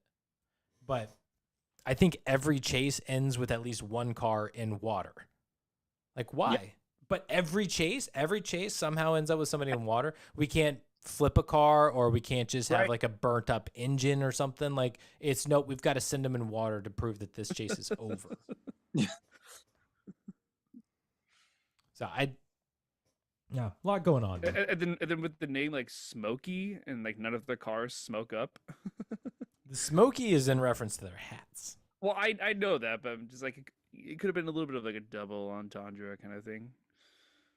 I suppose. Yeah. It could be I- two things. I have one head scratcher and quotes left, and then like I said, guys, I do gotta get out of here pretty soon. So I really just have, I think, a couple of quotes and like one observation. okay, An observation. It's an observation. Okay. That's a new one. you guys want my scratcher? Yeah. It's kind of it's pretty much the ending of the movie. Are we okay with that, or I'm okay Yeah, with I'm it. ready to wrap this up. all right? I guess just the ending in general. All right, I feel like the movie didn't end. It just sets up a sequel. Yeah. The sequel, but there's so many unanswered things. Like for instance, your whole thing was to get this bootleg beer across multiple states so you can have this party. But how it ends is it seems like every Alabama State Police trooper is at this fairgrounds that you're at who have witnessed this truck drive into the fairgrounds. We already know Bandit, Snowman, and Frog are on the loose. They're gone.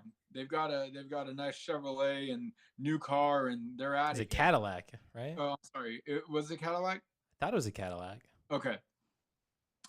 They're gone. We had that moment with him and Justice, which I thought was a great moment, by the way. Really, really cool moment. But question is, what happens to the beer truck? I just feel like they don't even get their beer. They got the beer. Yeah, It was for Big gets and Little there. Enos, who is they That- drive it directly to them. That truck plowed through 3 or 4 cop cars. We're not. You're gonna tell me that the cops are gonna be like, well, the truck's here, so we can't touch it. Fair. I have to The- pause before you said that. Well, it's like the rig literally performs a hit and run. It hits Drop it. cop Yeah. cars. So that it's out of our jurisdiction now. Well, and here's the thing: big. Let's just call them Big and Little Enos. They have so much money they don't get. That's their name: Big and Little Enos. Big Enos, Little Enos. But they have so much money that just the truck being there, they can pay off the cops. Okay. Like that's not a concern of theirs. They keep making this bet just to see if anybody can do it. Like that's really the point. Like For entertainment. exactly. They don't need this beer. They just want this beer to see if it can be done. So Well, even if the cops confiscate it and take it all away, it's done.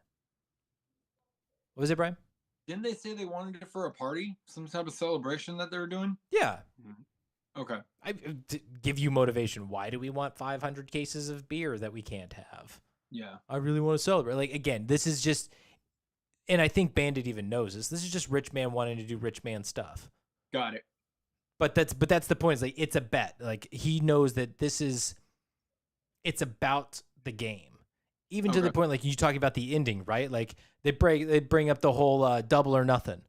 Mm-hmm. And it's like, okay, because they don't care about the money. It's the Shout- game. And like the fact that the double or nothing is get to Boston, bring back some clam chowder in, what was it, 18 hours? Yeah. Yeah. That's insane, by the way. It takes like 8 to 10 hours to go from North Carolina to Pennsylvania. You're talking about going from Atlanta to Boston, Massachusetts and back in 18 hours. Oh, they are hauling Well, they ass. don't need the truck. They could just take the car. They have the car. Yeah. All they have to do is get soup. Yeah. Yeah. Anyway. Okay. I guess that makes a little more So, sense. but I get your nitpick of like what happens with the truck and all that stuff. It ultimately doesn't matter. It's just the game for them. They don't care. Oh, we just turned. I think unknowingly we just turned Smokey and the Bandit to the human version of cockfights. Kind of, I guess. Just people with money doing stupid shit. America. Yeah. All right. Yeah, I'm down to quotes. No. My observation before we Yep. move to quotes. So I don't know if you guys caught this, but there were 2 instances where this movie avoided the PG-13. Okay. Did you catch either of them?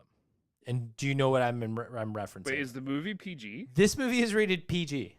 Are you What? serious? Straight up. Oh, I got one of them for sure. Okay.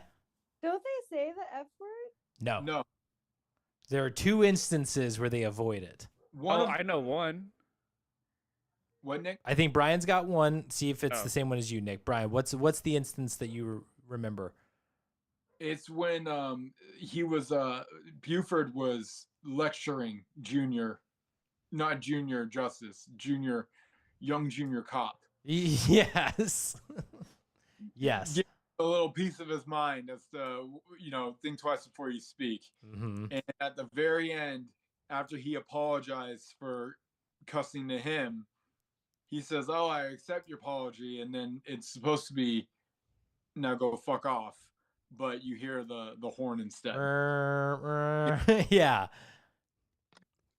That's one for sure. That's Oh, one. I guess mine is it's a different moment, but it's the same words. It's when Bandit says to the sheriff, he goes, "Do the letters FO mean anything to you?" That's it. Yeah. Okay, so yeah, it's the same phrase, but Yeah. just used differently. Yeah. Those are the 2 instances that I caught, and I started doing a tally just Right. to see if there'd be any other ones. But I liked it. I thought those were great moments where it's like you hit the point home that you need to without saying it. But I mean, they definitely say plenty of swear words in this.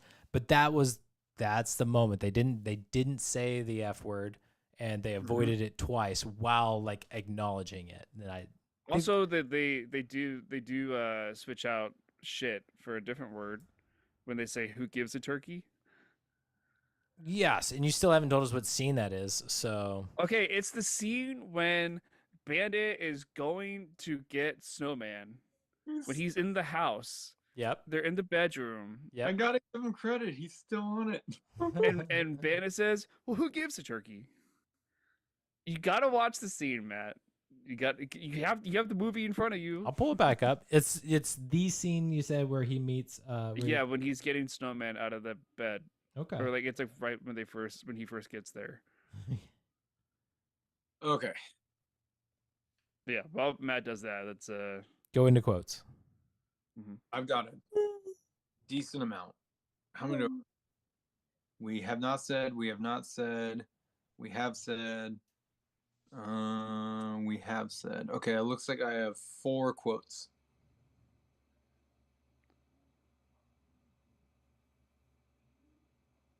Go for it. go for. Yeah, I say go for it.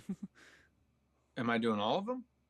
Why Sure, not? why not? Sure. All right. Shout out because a lot of these come from Frog. So, all right. Let's start with this one. Ribbit. Mm. I'm about to be killed in the CB moving radio show, and I don't even have a handle. What is CB? I don't know what that means. I think it's like a channel blocker, maybe, or I brought this up earlier. I thought it was closed band radio. that. I'll look it up in a second, but let me see this whole turkey bit. I'll look it up. I like closed band more than channel blocker. Anyway, that was from Frog. I don't remember who says. Oh, this is probably Bandit. I can drive a forking thing around. No, I'm sorry. I can drive any forking thing around.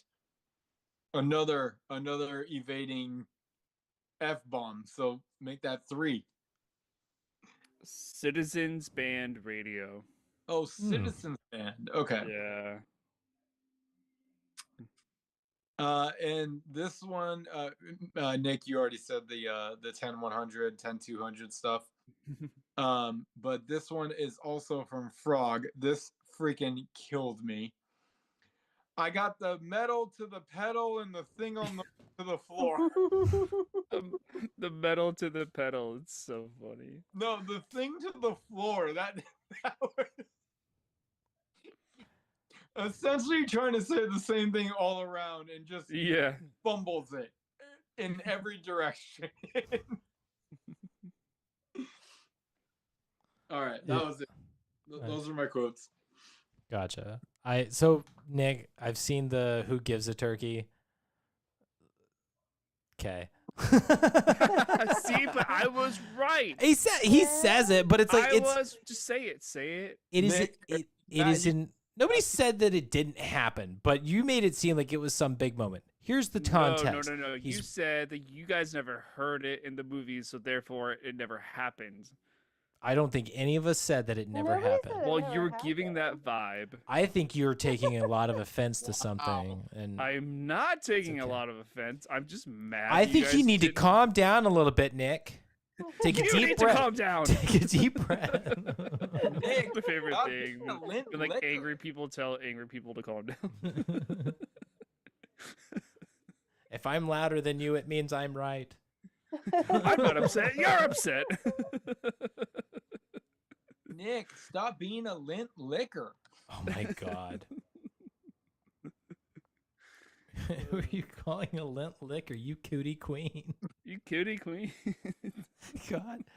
Dirty mouth? Clean it up with a bit. God, it's such a good commercial. You lint licker. Lit liquor. Dear It's the God. delivery. Friggin' cat. All right. I've got a couple of quotes. So this was the interaction between Bandit and Frog. They're in the car. I think this is after a little bit of like they've been together for a little while now. But Frog is having a cigarette and struggling through it, and Bandit says, "You ought to give up smoking. It's bad for your health." And just Sally's response is what kills me on this one. She's like, "But I enjoy it so much." Like it's just so like. She like coughs a little bit. just the sarcasm, but I enjoy it so much. Well, then she says something about like it being her first day. Oh, That was, I think, earlier when she first starts. Yeah. her response to when he was like, "We're just gonna," this is like a different scene, but they were talking about like what they're gonna do when they get home. It's like, we're just gonna go home, go to bed, We're gonna sleep for 2 weeks. and sleep Yeah. for 2 weeks. And her response, Oh no, it was good. We're gonna be in bed for 2 weeks. yeah. And then her response, "Want to bet?" Yeah. Froggy. He gonna have that. He gonna take that hat off, Yeah. which is my last quote. Take your hat off, if you want to. It's classic Sally coming in all strong and like full of heat to immediately follow it up with if you want to. Suits your needs. Yeah, if that's okay with you. Yeah. All right. That's it for me. Any other quotes? Final thoughts? I have one. Yeah. It's who gives a turkey? I'm not familiar with that one. I don't think that happened. The bit is done. No more. I don't think that's an actual quote. quote though, Nick. Yeah. I don't think it's in the movie. I wish someone would stuff you. Brian's gonna like have nightmares. Like, who gives a turkey? Who gives a turkey? He's gonna be dreaming about strikes all night. Yeah. All right. Well, that is it. So, sorry. Go ahead, Brian. I'm gonna sit up out of bed. Thanksgiving.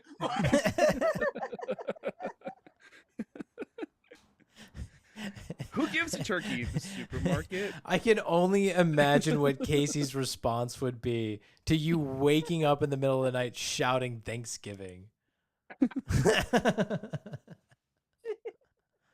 You know who does give a turkey? Safeway. They give great turkeys. They don't give turkeys. They have turkeys. Anyway, who wins the movie, guys? I go? Absolutely. So I'm gonna give it to Sally Field. Because she really did do a great job, and I really think this will be the only time she ever gets an award from me. So there we go. Okay. Oh. It's a little bit Alright. of a backhanded compliment, but okay. This is the only time I'm gonna like her, so yeah. Yeah. Gotta take advantage of this moment. She is still alive, so. You should check out 80 for Brady. I'll go next. Honorable mention. Boy, which way do I want to go on this one? Honorable mention will be, it's gonna be Burt Reynolds. Did a great job playing Bandit. You know, wardrobe's on point, personality's on point, everything's on point with him. And yeah, I didn't see it coming, but I do think Sally Field is also going to be my choice of a winner. She, man, just an incredible performance from her on this one. Okay. Oof.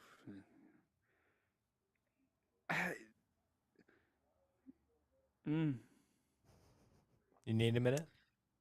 Well, it's like I'm torn because I want it to be Bandit, but you guys are making great points about Sally Field. I'll just go with my original gut. I'm gonna give the winner to Bandit. I think not necessarily to Burt Reynolds, but just Bandit the character in this movie. Okay. Yeah. I think he's just a fun, cool. Like he's the guy that you aspire to become, like that you want to be, you know. Okay. Like, wouldn't you want to be Bandit for a day? No. No. It sounds to be the most fun day of your life.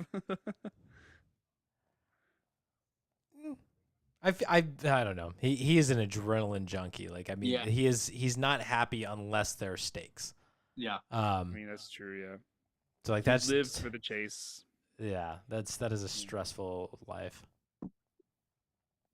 24 hours But- getting to drive a Trans Am around with no cares in the world, that might be a different story. Dominic Toretto would be proud, though. I will say that. Who'd be proud? Dominic Toretto. Ah, yes, of course. But It's all about family with that man. I was gonna say Dominic would be like, we need to get more family in you, though. Oh my God. Are you making the argument that Smokey and the Bandit is also the origin of Fast and the Furious? It could be. You heard it here first, folks. I mean, but originally they were after VCRs. But they would hijack the trucks. I'm sorry, in Fast and the Furious, were they really stealing VCRs? Yeah, no, they hijacked trucks. Like that was the original Fast and the Furious. Was they'd go after semi trucks and would try to hijack whatever they were carrying, and some of them were VCRs. Which is actually not a bad thing because VCRs are expensive today. So Were they really VCRs? Yeah, they're like $400 or $500 a piece.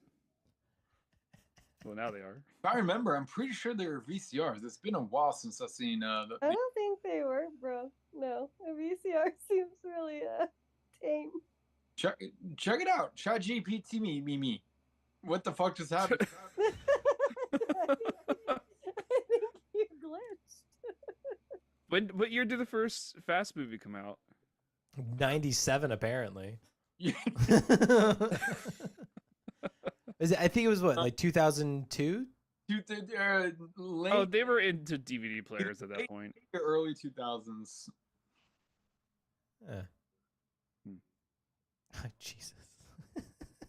I don't know. Early 2000s, we're still dealing with like VHS into DVDs, so I could see it. But 97 still. apparently. Oh no, it was high-end electronics.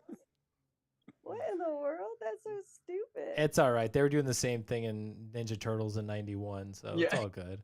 It says primarily DVD Are you players. They were What? still kind of worried about getting free pizza. Yeah. Hey. That makes Fast and the Furious so soft to me now. I will never look at them the same. They had such a serious organization. They had to bring in the FBI to take these guys down. Hey, not soft. At one point, they like were pumping oil in someone's mouth. Don't you forget it. But DVDs? That's just stupid. What the heck? It says, and there was a combo of VCR and DVD player. I've got 2 of those. Oh man, I am loaded. Sassy. I'm carrying some heavy duty machinery in this house, guys. Oh. Cut to tomorrow. Matt's house gets broken into. Oh. If that happens, I'm calling you for footage. That is such a disappointment. All right. For me, who wins this movie? I'm gonna say honorable mentions to one, the director, Hal Needham, mostly because for a stuntman to move into directing and to have like a big movie.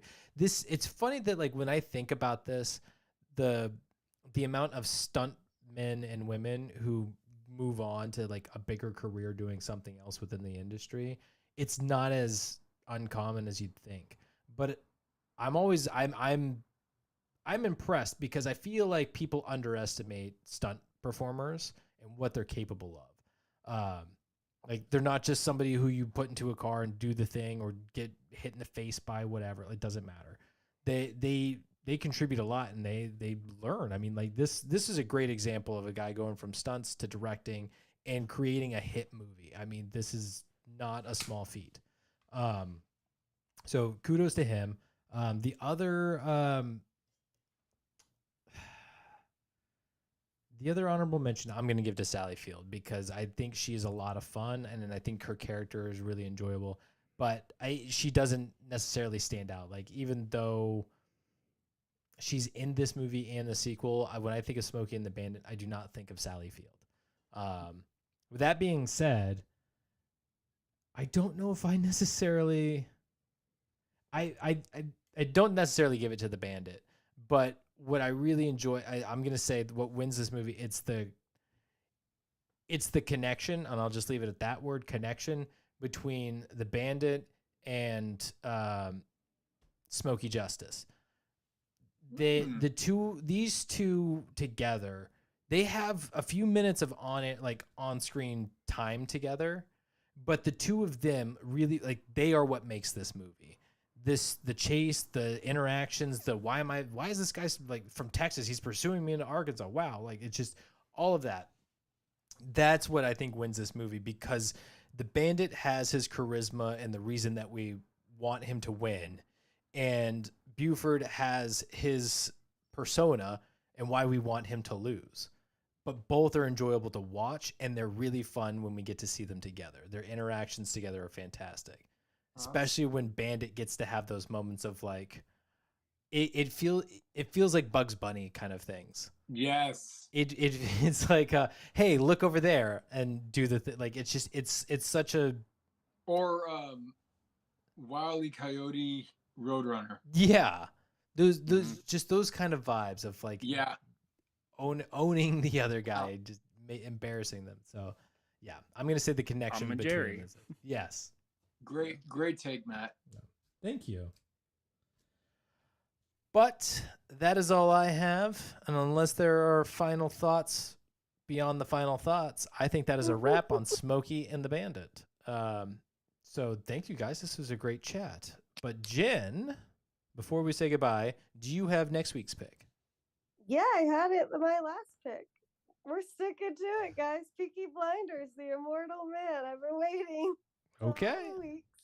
Peaky Blinders, the Immortal Man on Netflix, correct? Yes. All right. I can't wait to ask you guys for so much context because I've never seen the show. Apparently, it's that you don't have to, you didn't have to see the show. We'll see. In order to understand it. But yeah, we'll see.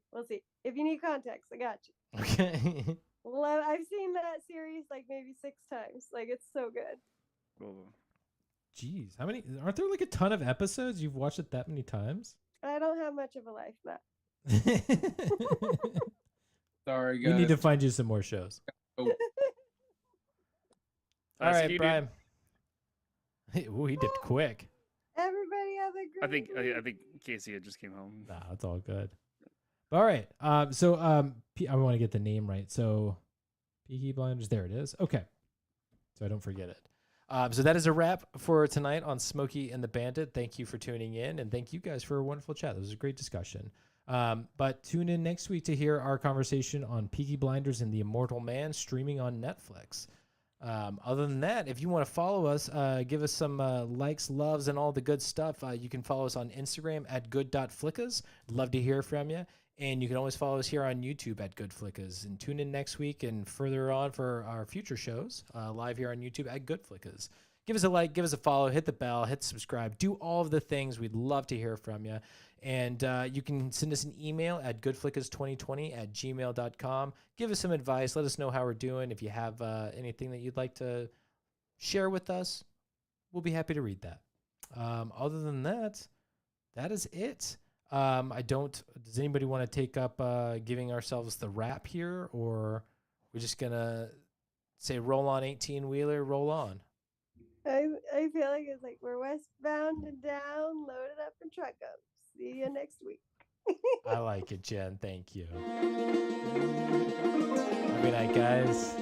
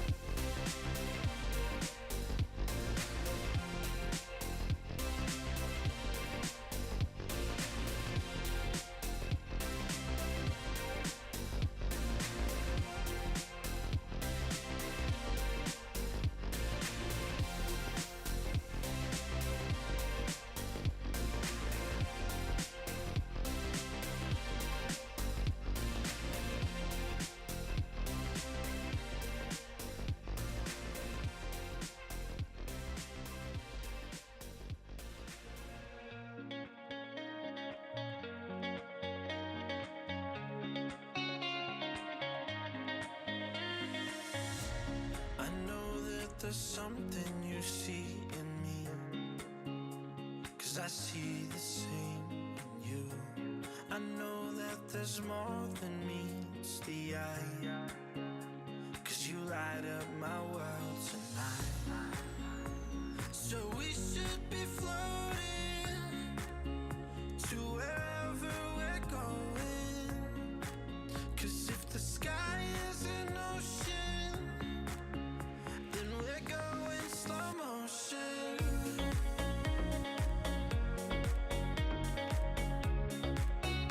Then we're going slow motion.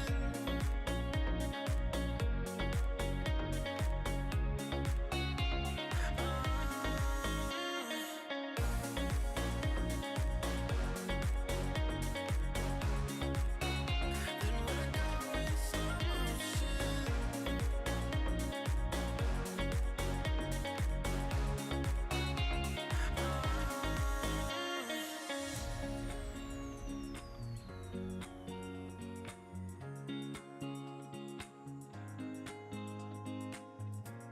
I know that there's something you see in me, 'cause I see the same in you. I know that there's more than meets the eye, 'cause you light up my world tonight. So we should be floating